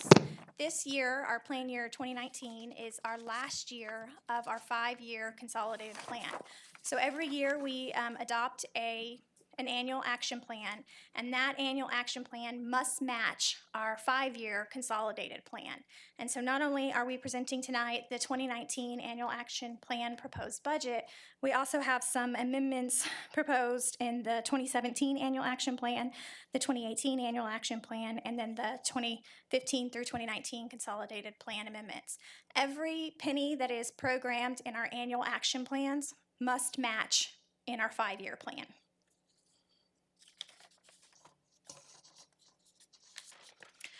So our 2019-2020 funding is coming from our 2019 entitlement grant, which is this year $562,000, which is an increase of approximately $30,000. I'm not sure why we have been slowly receiving $15,000 to $30,000 over the past few years, but we will take it. And then we are also reprogramming from our unallocated funds approximately $74,528.07. How we get unallocated funds is this entire program is a reimbursable program. So the agencies or the public facilities or the city projects, we have to expend that money and then they submit the required documentation to be reimbursed. And so that there's a very high level of documentation that is required to spend this money because it is federal money. So we do income determinations, competitive bidding, certified contractor payrolls. All of those come into play whenever we are reimbursing for this funding. So our total funding for the 2019-2020 plan year is $637,209.07. That is broken down into the proposed budget of $112,000 for administration, which is capped at 20% of our yearly entitlement grant. So we cannot use reprogram money in the administration. Affordable housing in the mortgage assistance program for $10,000. Demolition under the neighborhood program is $111,000. Public facilities, which I will go over those in a minute, we're proposing to budget $320,000, and then public service agencies, we are proposing to fund at $83,000. That is also capped at 15% of our entitlement grant. So our total budget matches our total funding of $637,209.07. So the public facility recommendations is for Midcoast Family Services, expansion of their Women's Crisis Center to add an additional family support center wing that you just heard Jenny Stafford briefly describe in the citizen communication. They have requested $300,000 and we are recommending allotting $270,000 for that expansion. The second public facility that we are recommending is for Perpetual Help Home, which is another women's shelter, for the renovations and rehabilitation of their existing facilities. And they requested $50,000, and we are recommending funding all of that. The Public Service Agency recommended funding is volunteer training for CASA at $8,000. After school and summer camp program for Boys and Girls Club at $12,000. Life Skills Program Learning Center, Salvation Army, is for $5,063. The summer camp program for Lighthouse for the Youth at $8,000. Meals on Wheels with the Community Action Committee of Victoria at $10,000. And then Meals on Wheels with the Victoria Senior Center also at $10,000. Project Success, which is VISD Kids Connection, is $10,000. The Kids Backpack Meals Program through the food bank at $10,000, and the utility assistance and water bills at $10,000 as well. This year we received $215,194 in PSA requests, and so that is considerably up from last year's request, which was $92,047. And you will see that the total is $83,063, which is slightly under the 15% max funding. Is there any questions on these programs or these agencies that I can't answer at this time? Okay. There were 3 programs that we are recommending not funding. That is Opportunity Knocks with Perpetual Help Home, the Homeless Day Center with Midcoast Family Services. And we are not recommending funding those 2 because we are funding their public facility request. And we spoke to them about that, and they would much rather receive the public facility dollars instead of the program dollars. But the last program that we are not recommending funding is the Wellness Community Program with Gulf Bend Center. That helps pay for a staff person. And the reason is that the citizens served is only 2 residents with a pretty large request. And so with the just sheer amount of requests that we received and the number of people that this program helps, we didn't feel like we were getting a lot to show for it. So moving on into the 2017 Annual Action Plan Amendment, the 18 Annual Action Plan Amendment, and then the Consolidated Plan Major Amendments. The minor amendments just have to be presented to council, but the major amendments will be coming back at council for actual resolution at a later date. So our 2017 minor amendments, we are proposing a decrease in the mortgage assistance program. We are unallocated funds, which again, because it is a reimbursable program, if we budget, $10,000 for a program and the program only expends $8,000 and submits reimbursement receipts for that $8,000, then that $2,000, that difference would go into the unallocated fund. From plan year 2017, we are proposing to decrease that and use those for this year, as well as unallocated funds from plan year 2016. And then we are also proposing to increase the Boys and Girls Club facility request. The 2018 Annual Action Plan Major Amendment is actually, this is a major amendment because we are deleting an activity and because of the amount of money that it's involved. Salvation Army was awarded a roof repair last year as a public facility request. At the 11th hour, they actually declined that request, and so we are proposing to decrease that or delete that project out. And then also decrease mortgage assistance program, and then increase demolition, sidewalks, parks, transit shelters, and add a new activity, which would be the YMCA public pool facility safety improvements, which will include funding a defibrillator and a turnstile at the pool.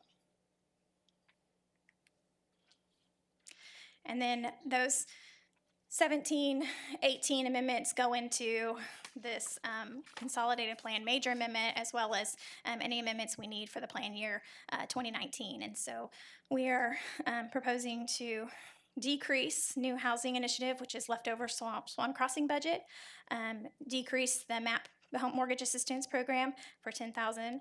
The community risk reduction program was a concept that was written into the con plan 5 years ago with a program through Red Cross that never came to fruition. So we are recommending deleting that program and reprogramming those funds.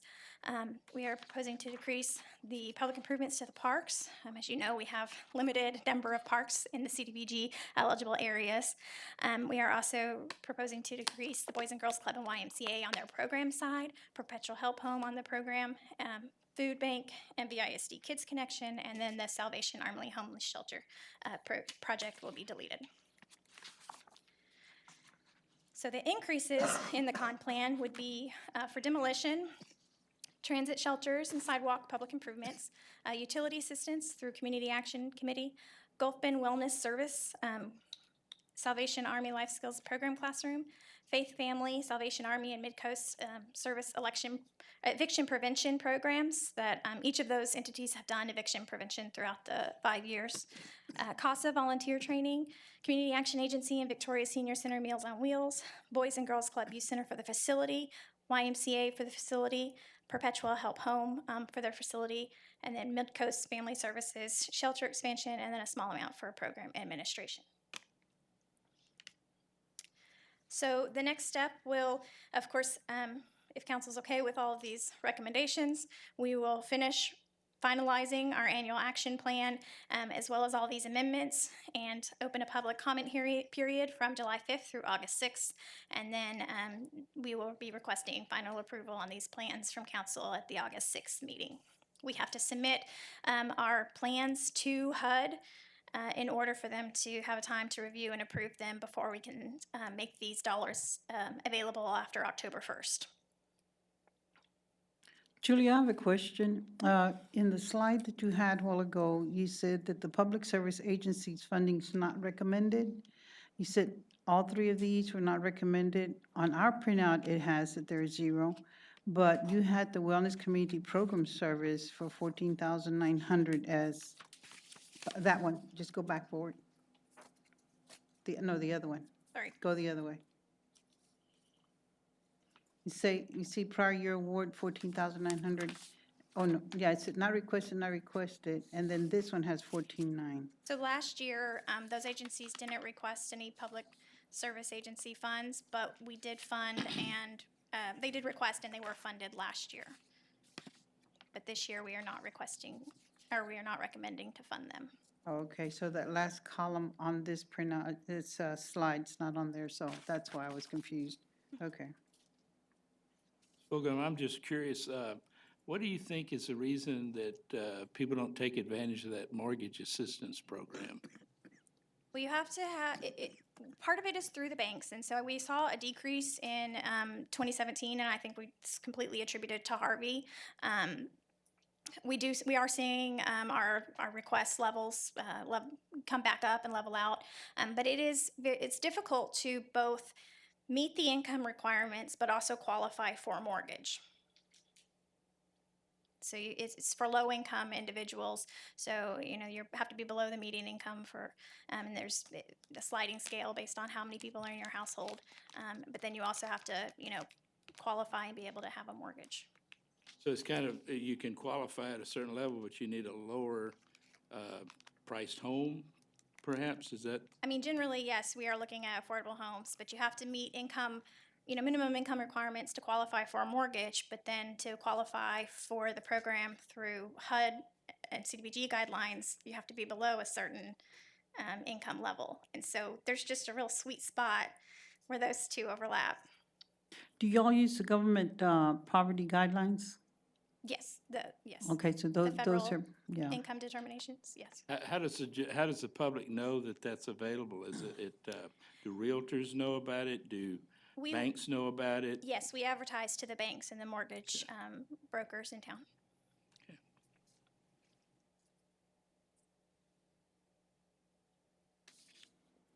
Any other questions I can answer? Or,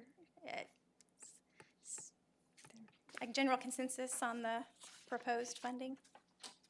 Do we just need a general consensus? We don't need a vote. Was there? Yeah, it's not an action item. It's not an action The item. vote will come with the plans at the August 6th meeting, but as you know, you've seen those plans, there's a lot involved in them, so we have. Parks budget, was there money to rebuild the park that burned down, or is that gonna be taken care of by insurance? I believe it's taken care of through insurance. Okay. What's the practical impact of the budget years 17 and 18 that you're amending?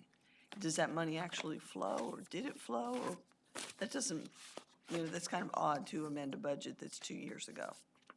That's a HUD requirement that you have to have your plan year match your 5-year plan. And then, of course, because it's all reimbursable, if you budget, like I said earlier, $10,000, but only $8,000 is submitted for reimbursement, you have that unallocated funding that then needs to be reprogrammed. And you can reprogram it into the same plan year, or you can reprogram it into a future plan year. It kind of depends on how easy those amendments are, on whether we keep it in the same plan year or whether we'll move it to the current plan year. But it's the federal requirements of every dollar in your 1-year plan has to match that 5-year plan. So there's constant amendments. That's to reprogram the $74,000, and you take it from the other years and you move it forward so you can have it for this year. I did CDBG for 6 years. Okay. It's a federal Any grant, so more they don't make it questions? easy. Any more questions? I think you have the consent, I would assume, to move forward. Thank you. Any objection?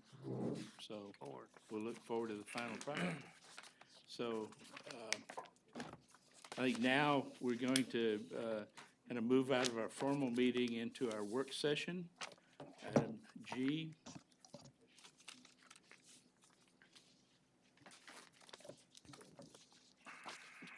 It's our capital improvements program planning and potential expenditures. Yeah, well, Donald teased that up. This is a follow-up from a conversation that we had on the CIP, I guess, a couple meetings ago, where there was some specific projects that were brought up by council members, and we committed to going back and returning with some options for you on how we could make the projects that you brought up work. And so Donald will go through a presentation, kind of walking you through each one of those projects that each one of you brought up, and some scenarios on how to swap projects.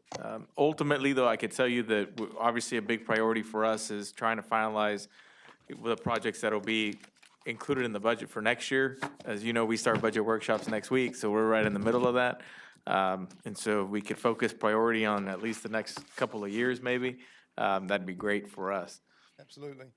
Okay, thank you, I appreciate it. So when we left left council chambers on the 21st, I think I had four items to come back to you on, and two of those were very specific. The first one was to find a way to move, present an option to move Dairy Road reconstruction from 2022 to 2020. The second one was to move Lone Tree Acres street rehab from 2023 to 2021. The other two items, number 3 and number 4 above you, Green Lane sidewalks construction and Castle Hills West, were a little bit more vague, and I think you kind of gave me some leeway to just trying to find a way to work those into the planning window. So with that being said, let's just start with Dairy Road options. I have a note up here that Dairy Road is a half-cent sales tax funded project, so when we're gonna kind of move things around in there, we have to move it around with other projects that are funded by half-cent sales tax. So option number 1 would be to move Dairy Road reconstruction from 2020 to 2022 by swapping it with Crestwood Phase 3. That's a difference of about $393,000. You know, I think we kind of had some consensus from council last time that wasn't something y'all were interested in doing, but it is an option, so I wanted to bring it back in front of you so y'all can consider it. And the second one was to, second option is to move Dairy Road reconstruction from 2020 to 2022. To 2020 from 2022 by swapping it with both Vine Street reconstruction and the downtown business district overlay, which is a difference of about $218,000. So if y'all want to look at those on a map, there's Dairy Road. Y'all are probably familiar with these. Crestwood Drive Phase 3, which is Main Street to Navarro, and then also Vine Street, which is basically between Mockingbird and Red River. And I'll be happy to answer any questions that y'all may have about that particular option or that particular item at this time. Just for reference, that Vine Street we moved when we swapped the order of the Crestwood rebuild, right? Yes, sir, it has been moved before. It would have been going right now. I'm sorry? It would have been happening right now. It would have been happening right now, yes, sir. Yep. When was And I that believe- street last done? Ken, you know Vine? when that street was last done? Vine Street? Vine Street was done when they did the sanitary sewer, large thing. Which was, TC&B. was it in the early 2000s? So it was early 2000s, Time flies. yeah, when you're I having can fun. remember it when it was done. But this time on that Vine Street, it'll be built to a better standard. Right, I think, and again, I wasn't here at the time, but I think that what you've seen is that road is moved because maybe the pipe was not bedded properly. In this particular instant, we're going back in and we're gonna take that road completely out. Won't be doing anything to the utilities, it's just road work, but we'll take it down to the base and stabilize it a lot better, and it should be a lot better product when it's over with. Because we should expect more than 20 years on that, right? Yeah, under today's standards, I believe so, yes, sir. So even if compaction of the pipe is still needed over it, Yeah, I think that all of that is settled, and I haven't seen that street get worse, to be honest with you, in the last, but it is bad, especially that section up there closer to Main Street. I still would like to swap Dairy Road with Crestwood Phase 3.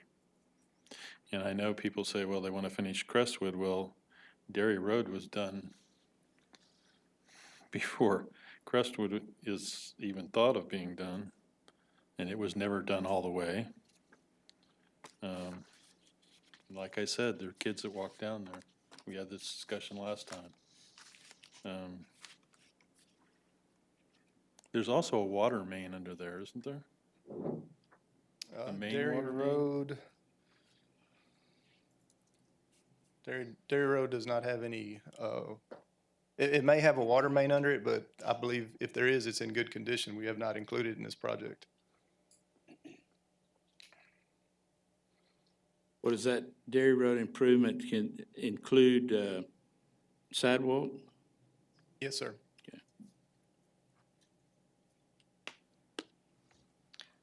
Do we have any clue what the cost evaluation would be if we did these in concrete? I see hot mix and everything we talked about last time. We could get that estimate. I don't have that estimate right now, but I can get it for you. Crestwood Phase 3. I'm sorry? Where's it put Crestwood Phase 3? Crestwood Phase 3, You mean if you swap them? Yeah, it would swip move to it to 2022. 2022. It would push Crestwood Phase 3 back to 2022. It's 2022, 2022. 2 years.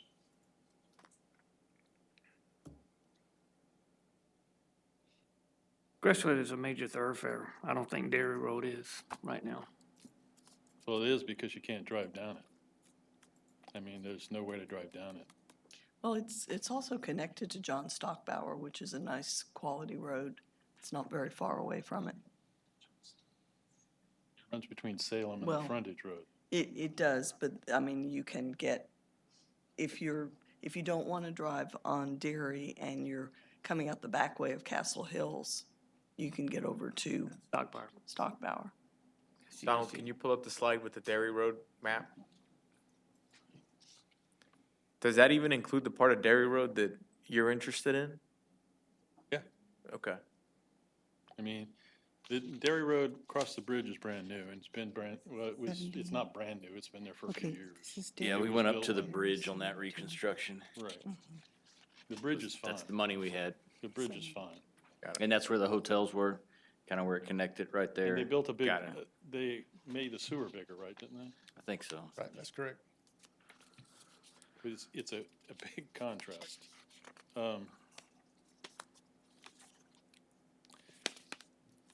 Kids walk down it, they're not gonna walk down John Stockbauer, there's not sidewalk all the way down.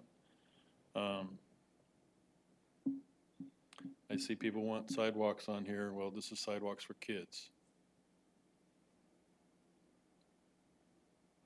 Yes, if we're gonna, kind of really throw things wide open, Guy Grant needs attention desperately, and it's way too expensive, but, it may be something that we look at all these projects and change its order. And I'm not necessarily proposing that, but because we have limited money and we can only do what we can do, I'm still comfortable with leaving Crestwood, finishing it instead of, Have any of you actually driven down Dairy Road? I do often. Yes.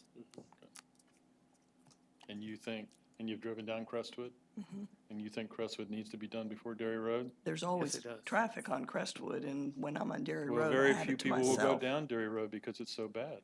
Crestwood's bad too, and they still go down it. Right. It's not that bad. Now, Can I you wish just my pull up neighborhood was as Crestwood good as so we can Crestwood. see the street rating on it? See, Crestwood's got a 57 on there, and That's not really, that's from Main Street all the way down. That includes the part that's being redone, phase 2, I believe. That's not its real reading. It doesn't have a measurement for that section on the street Is that true? inventory. And if you go on it, there's only one bad place where you turn off Main Street, there's a little depression. There are no potholes on Crestwood. It does need to be fixed, don't get me wrong. But it's in very much better shape than Dairy Road ever thought of being. In 2 years, you might as well just make Dairy Road a gravel road. Well, what does Dairy Road connect? It connects to Salem on one side. John's. And the loop on the other side. And in fact, if they build the median down the street, the people who live in Castle Hills, well, they can go down Guy Grant, but the people who live in Castle Hills West will have to go down John Stockbauer or down Guy Grant to get home. Neither won't one of be able those to are turn. very far away. Hmm? It's not that they have to drive miles to get to these other No, they don't maintained have to drive thoroughfares. miles. No, they don't have to drive miles. We say it again, they have to do what? Well, When the median's going, if they put the median in, they're then gonna. you can either go down the loop and then come down Dairy Road, or you can go to Guy Grant Where you headed? into Castle Hills West. Into Castle Hills West, Right. and you're See, coming. Castle Hills West exits onto Navarro, exits onto Guy Grant, Mhm. Salem, and Dairy Road. So, but When you're the headed, median goes in, there's gonna be no turn. You can't turn into it. you can't turn go down into King Castle Arthur. Hills from, Going south on Navarro. You turn on Guy Salem. Grant, No, you turn on Guy Grant. turn on Guy Grant. Okay. Or Salem. But the depending. street that runs in from Guy Grant, like Linda was saying, Linda lives on Gwaine, not Gwaine. She lives on Guinevere. Galahad that goes in is in bad shape, and Guinevere is really bad shape.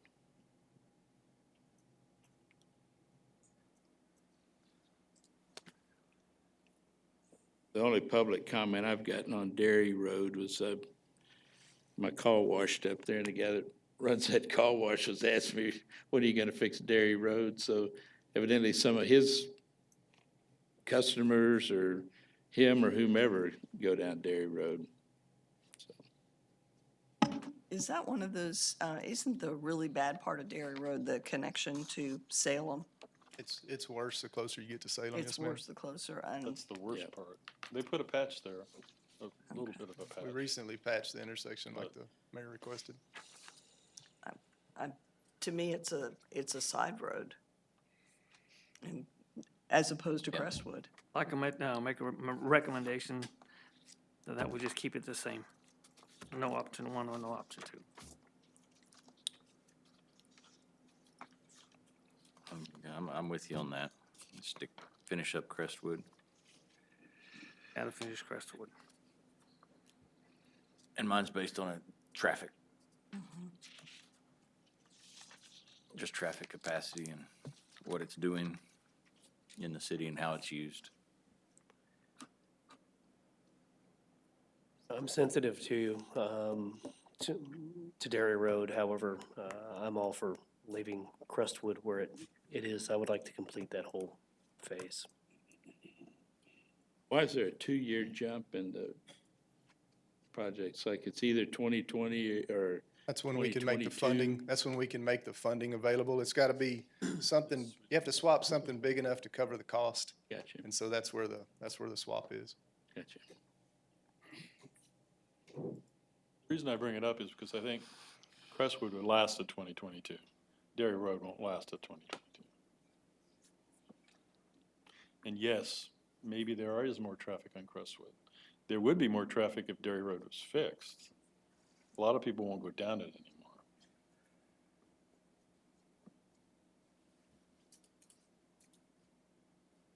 And I understand wanting to finish Crestwood all the way. I understand that. I do. I understand where you're all coming from. What school traffic goes, where the kids walk? Are they going, what school are they going to? They're walking down to Chandler. It's on the corner of Guy Grant And down there? and So they Salem walk Road. down to, They walk, there's apartments all on that one Right. side of Dairy Road. They walk where the road's really nice across the bridge, and they walk down Dairy Road. Some of them walk all the way down Dairy Road and down Salem. Some of them actually walk through the neighborhood. Which is safer. I thought there was not an access road from the apartments to Dairy Road. There's not a back exit. Not the ones that are down on the south end of it, but on the ones on the north end of it, that's the way they come. Right. The ones on the south end, there is actually sidewalks, and then they can walk down Salem Road. They walk down Salem Road. Okay, Well, it sounds like the majority consensus to leave it as is. So if we can move on to the next one, Donald. Okay, so our next item is Lone Tree Acres street rehab option, and Councilman De La Garza asked that we try to find a way to, or get an option to move this project from 2023, from where it sits right now, to 2021. And the only option that we could come up with is to swap it with Woodway Phase 3. The difference in those projects is $240,000. Woodway is currently slated to begin in 2021, and so that would be the way that we could have a possibility of doing that one. Again, at this time, that's the only option that we have. One of the other projects in 2021 is Bridle Ridge Phase 2, and it's only $544,000. It's not big enough. And North Heights Phase 7 is big enough. However, that is the last phase of a 7-year project, and I think it would be really hard to justify stopping that one where it is. That needs to be finished. Okay, let With me that, ask you. I'll leave it open to y'all's discussion. And here is Lone Tree Acres as it stands right now. Okay, let me ask you something. Yes, ma'am. Ricky, you said that this area flooded or had some bad drainage problems? It did. It did? Okay, Okay. evidently, the gentleman who resides on Hike, if you go down Hike all the way to where you see the north Okay, indicator, there's a creek there, an outfall that was blocked. Had a lot of trash in it, and it took years to get permission from the convent to get into that property to have it cleaned out. But over those years, all those streets flooded. Masu, Thurman, Tbilisi, I don't know so much Morris, but there's a school buses that go through there that have to navigate these huge, the road goes like this on some of those, I mean, just like a 90-degree, but the school bus has to stay in the center. It's not very safe at all. And I think that area of town has been greatly ignored, and it wasn't on, on the rehab list at all. I think this street actually came up in a discussion of, of some of the VSD task forces. The group Exactly. that was studying their transportation issues and buses. Huge VISD issues back in there. Just let me point out that we've kind of transitioned over from projects that were sales tax funded to projects that are proposed to be funded with general fund or COGO bonds. Yeah. Just y'all are aware. Well, that's my opinion, so let's hear it.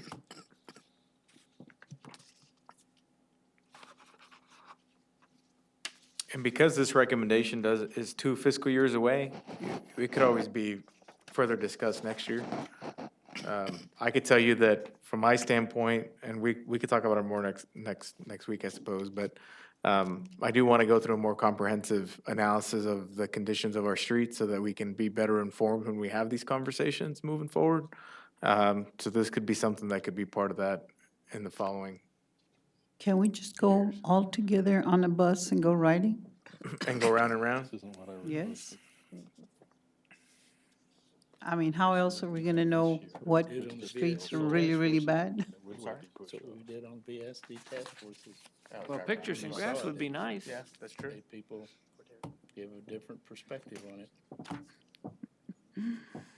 Because, when you have a lot of if buses are going down these roads that were not primary routes, some of these older streets were not made for daily bus travel probably, and depending on what that route is, how many stops and starts and turns I'm not and stuff. familiar with her.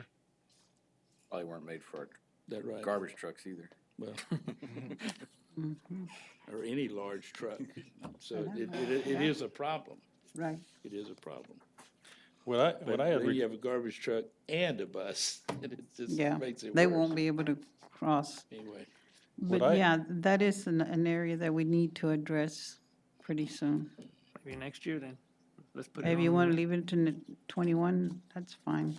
what I had requested was that Vista del Sol and Lone Tree Acres be put for this next year, and that those things be bumped. Vista del Sol's not even listed as an option in here. I'm But sorry. I Lone don't- Tree Acres was supposed to be this next year. That's originally what I had requested. Lone Tree Acres really needs help.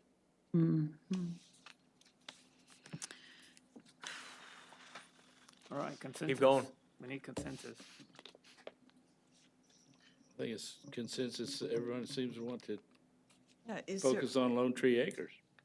is, I think so. do all the streets in Lone Tree Acres, I know Tbilisi is terrible, but Thurmond and Collins and Masaw, are they, I know you don't like to break up projects, but then I'm seeing some others that are kind of broken up. I'm just wondering if that could be phased, if that would make any difference. And You could, it would be small. I mean, you could phase this one if you wanted to. It would just be small. It'd be small phases. I mean, you're kind of doubling up on your mobilization, so it would cost you a little bit more than it would if you did it all at once, and that's Yeah. what we try to do on these smaller projects. But it could be done, absolutely. Yet a phase of a $1.4 million project is different than phasing an $8 or $10 million project. Yes, sir. But, I mean, that's an option we could definitely look at, not a problem. Just doing Timberlake Moore's hiking, Masu would be great help. I've driven a lot of Collins and Thurman, and there's not that many houses on that section. But you wouldn't want to come back and do another project or another phase just in that little section, so it would be better to do all of it together. Sure it would. Yeah. I I guess don't that think you're gonna road- save enough, but Yeah. by knocking that one out, I don't think you'd be able to save enough to True. keep anything. To make whole it road's to in You'd the probably same pick it up condition. on another project anyway. Yeah, so Let when it we all do it, together. we need to do it all together.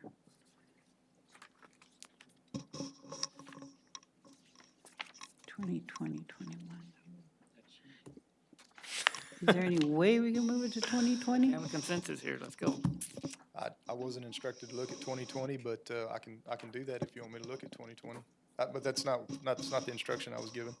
Okay, well, Staff does a great job of bringing us projects and fitting them all in. And it I- makes I it- understand that, It but makes I'm it just easy saying- for us to throw darts at little pieces of it. And so, Yeah. you know, we appreciate what you've brought us and we Well, thank you. appreciate you letting us ask questions and maybe tweak it, but Well, absolutely. I mean, this is just my recommendations and our staff's recommendations, so y'all are the ones that make the decisions, so.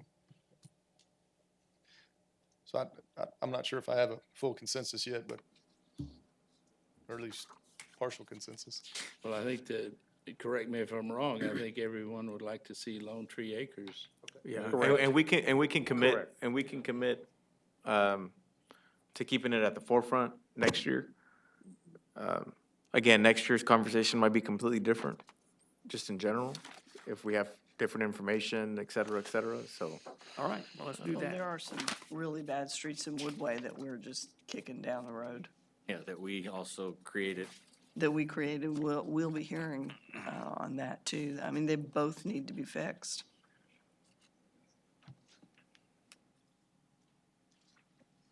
Okay, so our next item was Leary Lane sidewalks.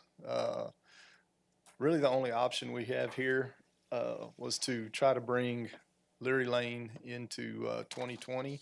Actually, as it stands right now, it was an additional need. It wasn't in the window at all. So that project's about $625,000, and the best way that we could find doing that was to start moving Bridle Ridge back a little bit. So moving phase one of Bridle Ridge back from 2020 to 2021, and then phase two from 2021 to 2022, and you kind of get the picture. So we moved phase three and phase four kind of just out of the planning window, and I didn't get into all the detail. We could probably make it work, you know, somewhere in, you know, 24, 25, but it 3 and 4, because of the size of phase three, we would have to move 3 and 4 out of the planning window and try to find a way to bring it back in somewhere maybe 25, 26. There is a note at the bottom. You know, that 625 is a worst case scenario. If we can get some of the property owners that are, you know, own property adjacent to Leary Lane to donate some right of way, we could get this project done for about $480,000 by being able to move that sidewalk into the property away from, a little further away from the road. We wouldn't have to pipe as much ditch, which would save a little money. Well, pipe the ditch answered a lot of my questions, why the sidewalk costs so much. Yeah. For those that weren't on council last year, we did have Leary Lane on the capital improvements program, and we took it off during budget time. And also, for those of you that weren't on council last year, I learned that the council's been talking about Leary Lane for at least 13 years. Is that what they told us? So this is one that I'd really like to see us to do, and I think this option's not such a terrible thing. And, you know, hopefully some of the property owners would be willing to make that donation. I'd be happy to join in the group of people that contacts them, unless a city council person would make things worse. This one's under your $8 million cap, so you could, if you need permission. You don't need There is that option. Wow. I think the subject's been a lot about kids walking down that street too. Because I know I've been reading about it for years with various parents groups coming forward and talking about the safety of their children walking down there with that narrow street in the ditch. I mean, there's not a whole lot of refuge along that road.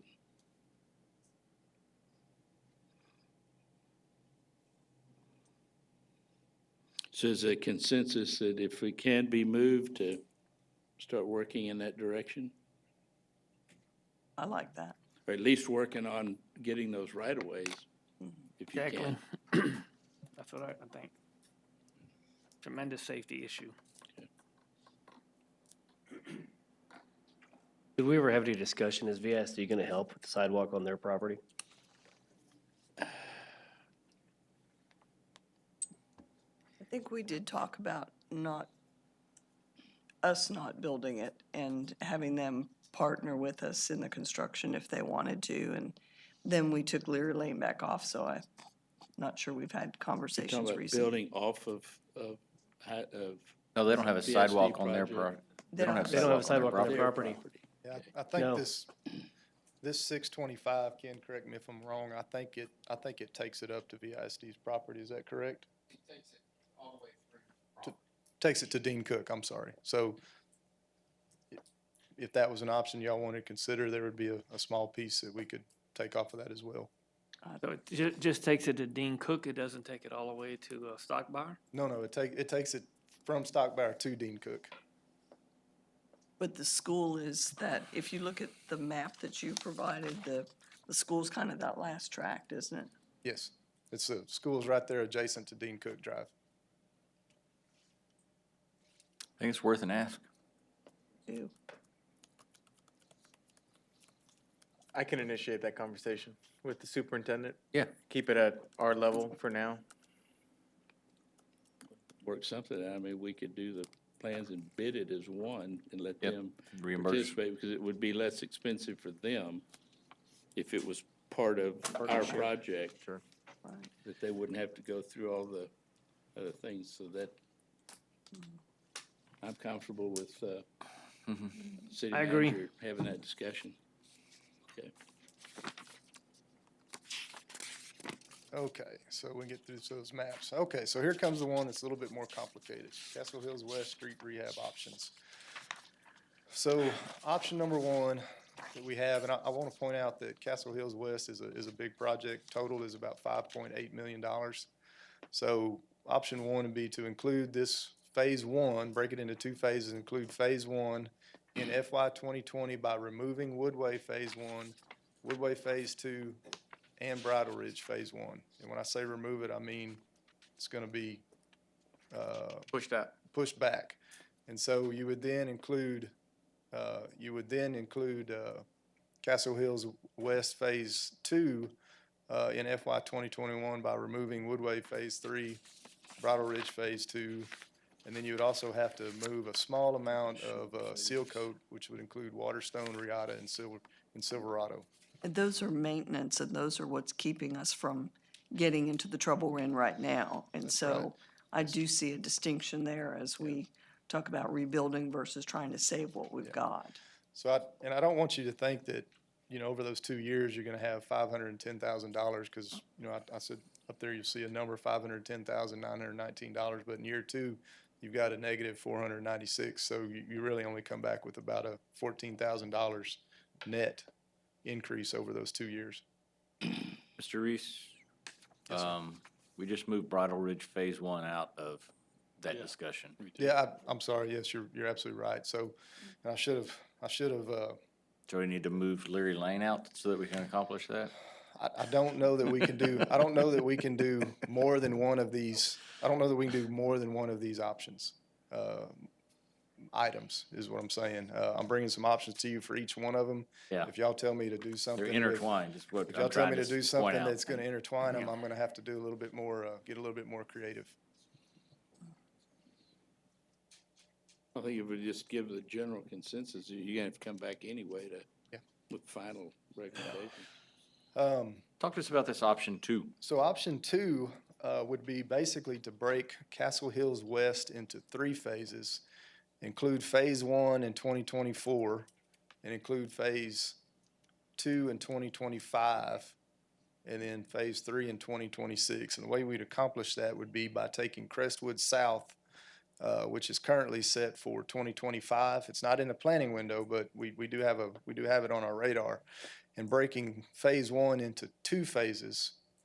And then that would mean that basically you accomplish Castle Hills West, the complete project by 2026, and you would only push Crestwood South back 1 year to 2027. But you would be working on it the entire time. You would not stop working on it once you started it.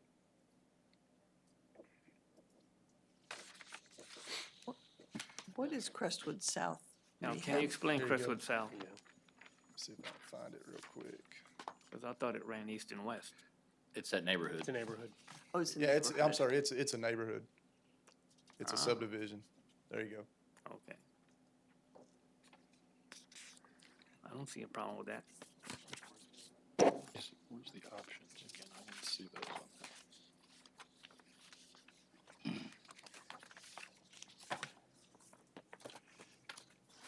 And this map shows 2 phases. That's how we originally drew it up, but it could be done in 3. Is Phase 1 around Shields School? Or is Phase 2? It's Phase 1, right? The What corner Phase of It'd Road. be Phase 1 would be is, around Shields. Shields School. Okay. I don't think we have any option but to do option 2 because of the Leary Lane. And then I'd still like to see if there's continual churn on it, if we can still get it, start it before 2024. Because Sure. Yeah. we The always seem to come up with something for that. Castle Hills West before 2024? Well, we always seem to find something that's more important or Yeah. more urgent. Right. How much was Leary Lane? Leary Lane was, worst case scenario, about 625,000. Well, because if you, is the difference 510,000 over It's 510,000 over in on, year for 1. option number 1? Yes. But Because you could do, then you need the money to cover. wait. You could do Leary Lane and you could do Castle Hills Phase 1 in option 1. Castle Hills Phase 1. But option 1 is also this. Yeah. That's, Well, I understand, but they went next year. And then 2021, You know, the only thing is you're intertwining We your can get- Bridle Ridge Phase 1s. And find the money in 2021? No, then you're taking all those other things out at the same time. right. And you bump them down. And there wouldn't be a difference then. but this difference and this difference allows for the 14,000. You add, There's 3 phases for Castle Hills West, right? If you do option. That's one option. Option 2, yes, sir. That's one option. The first option, it's 2 phases. And if you substituted,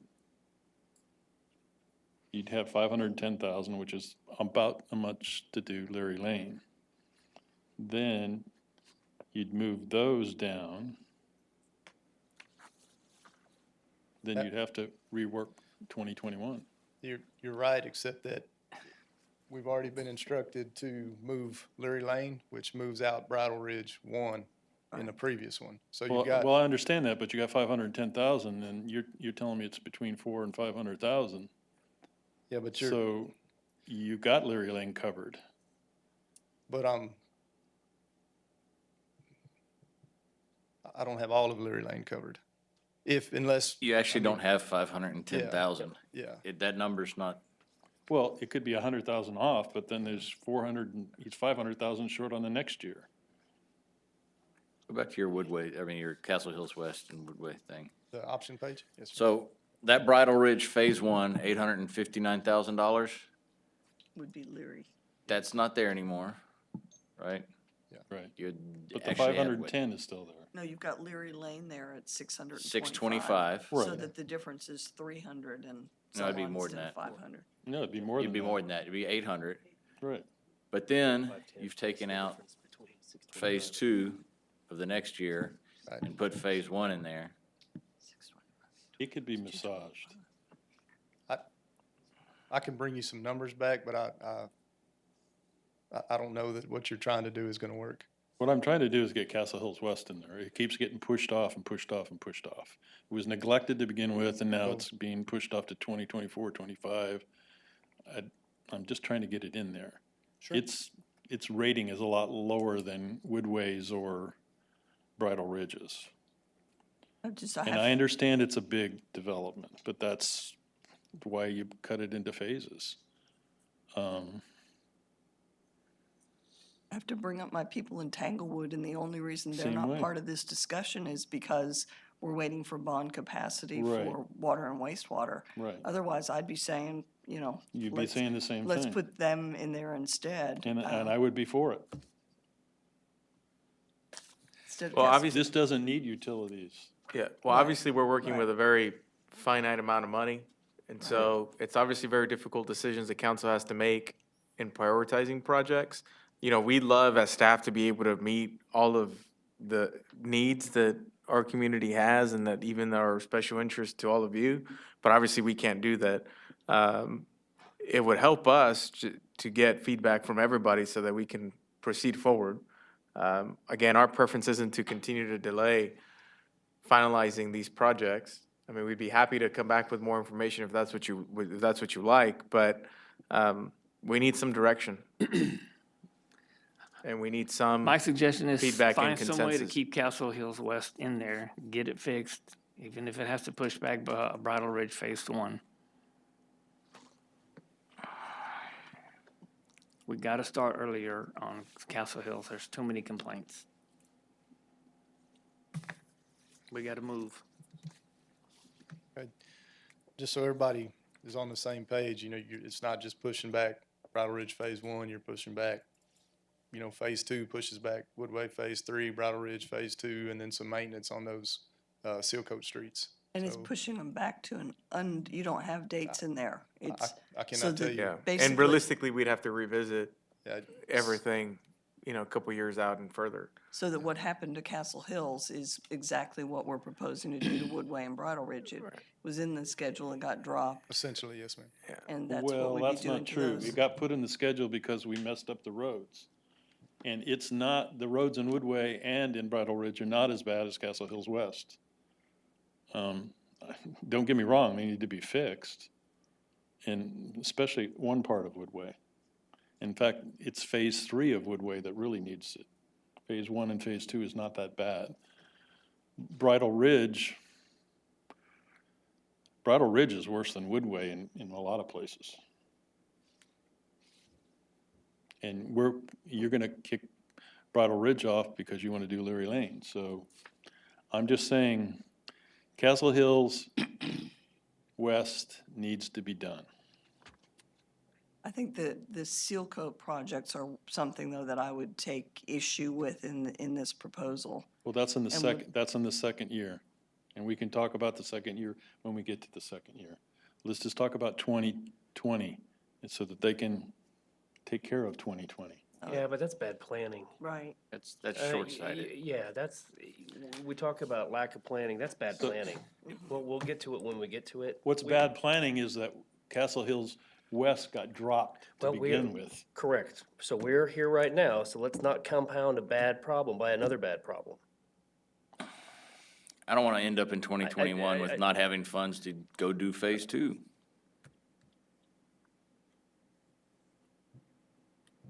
Phase 2 of Castle Hills?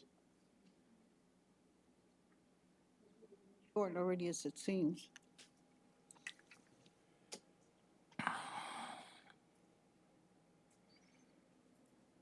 Well, some of those seal coats projects, what is the seal coats project, 169,000? That's why I'm saying I'd They like could be to- moved up to option 1, because you're gonna have more money in option 1, in the first phase. And then you could do Castle Hills No, 'cause in if both, and you wouldn't lose anything.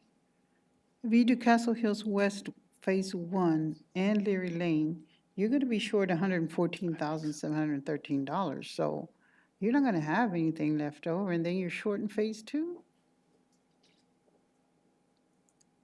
So we don't do it? Can I make a suggestion? Yeah. Maybe Mr. Lofgren sit down with Mr. Reese and Mr. Rainier and try and figure out the pieces to the jigsaw puzzle or something. That'd be fine with me. I mean, we're just taking a bunch of guesses right now, right? That's true. Well, I think we're down to this last piece. Yes. And it's the most complicated piece. So I think your suggestion has merit, so that as you move forward on all the other directions we've given you, then if we can do that, then in the next time we meet, we should be able to bring this to resolution. So basically, we're saying, though, yes, let's do Castle Hills West. I mean, If there's a way If to there's a do way it, to do it. but But Well, there's the too option, many- the options on a way to do it are in front of you right now. right. that's it. You know, well, obviously you could always cancel or stop other projects also. Yeah, I don't want to leave that up to just Mr. And so Lofgren. if the intention is to really come up with all the different scenarios and options, Well- that's fine, but at the end of the day, there's still only a certain amount of money each year that we can spend. But I think That's there, not gonna change But by the- having a side meeting. When's With staff. the bonding capacity, and is it even close to this anymore? Have we answered the lady's 2024? question who was here earlier today? not really. What happened to Castle Hills West? This is it right here.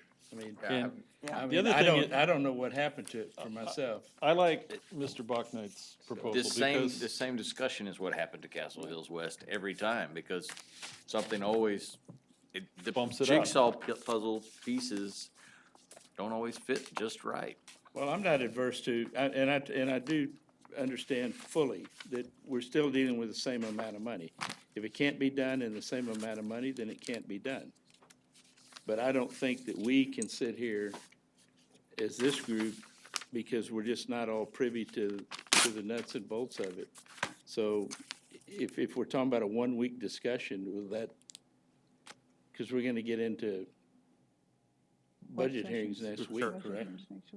Correct, but I, just to be clear, so the suggestion was for staff to meet with the councilman to talk about streets and reconfigure streets, to come back to the entire council to Only about re-talk Castle. about how we can move street projects around to make this project work. I'm not in favor of that. I think we all have this responsibility. We send Mr. Reese back to the drawing board, and he comes back with facts and figures, maybe 4 options, but He has somewhere where well, we and have let me, 2 options, and we obviously don't like them. yeah, let me suggest another option is you broke Castle Hills into 3 phases. Maybe you put the phases 1 into option 1, into 2021, 2020, 2021, 2022, just that as another option. Okay, we'll take a look at it. Hibbert, what did you say our capacity for debt would come? We won't have that to 2024. Okay. Right. Okay. And that's where Tanglewood sits. Yeah. It doesn't even get And- designed and- until 22. And also keep in mind too, that one of, and I don't know to what extent I've expressed this in front of the group, but I know I've mentioned it in some of our meetings, that part of what I'm gonna try and accomplish prior to getting to that point is having a more robust conversation about capital improvements. Because obviously up until this point, the CIP conversation is dominated by streets and utilities, but there's obviously much more related to capital expenditures that we need to at least be part of the conversation. So I just want to put that bug in your ear that ultimately, when we have that conversation on what to do with some of that capacity, it's going to be about much more than just, That's M&O. right, it's the M&O conversation, but also it's more big picture than just Right. us assuming that all of that's just going to go towards streets and infrastructure.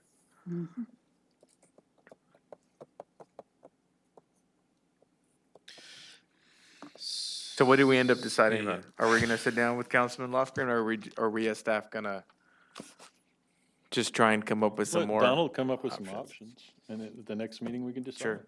Okay. Or I will sit down with him if you want. Whatever you would prefer. I do appreciate that people have a concern about Castle Hills West, because it hasn't been given any love in the past. You're right. You're absolutely right. They filled every pothole I've called them about in Castle Hills West. Does it have 500? It does have price. Well, is that the consensus? Yeah, what I'm hearing is that we're just gonna go back to the drawing board and come up with some more options for you to consider. But That's that's what I'm just- hearing. Is But that just for limited to Castle Hills West. Limited to Castle Hills West, yes. Yeah, everything else we sort of agreed upon. Yeah. I understand, but Well, the other was sales tax corporation money, I understand.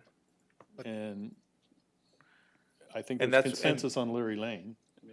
Right, so we'll Is go that back kind and of we'll your look at how we intention, can make Castle Mr. Hills Faulkner? work better. Just this one, I don't want to What read I'll do a is I'll Pandora's add box. the items that we already had consensus on into Right. our CIP, and then take that and try to figure out how to do Yeah. Castle Hills West, or come up with some options, If possible. if possible. If possible. Okay, thank you. Thank you. Thank you. Thank you, Donald. Okay. All right. The city council will recess for executive session on the 18th day of June 2019 at 7:25 PM. The subject matter of the executive session deliberation is as follows.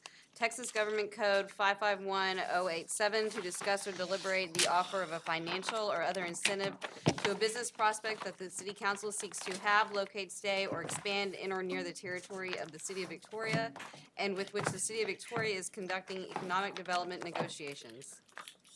Where are we going?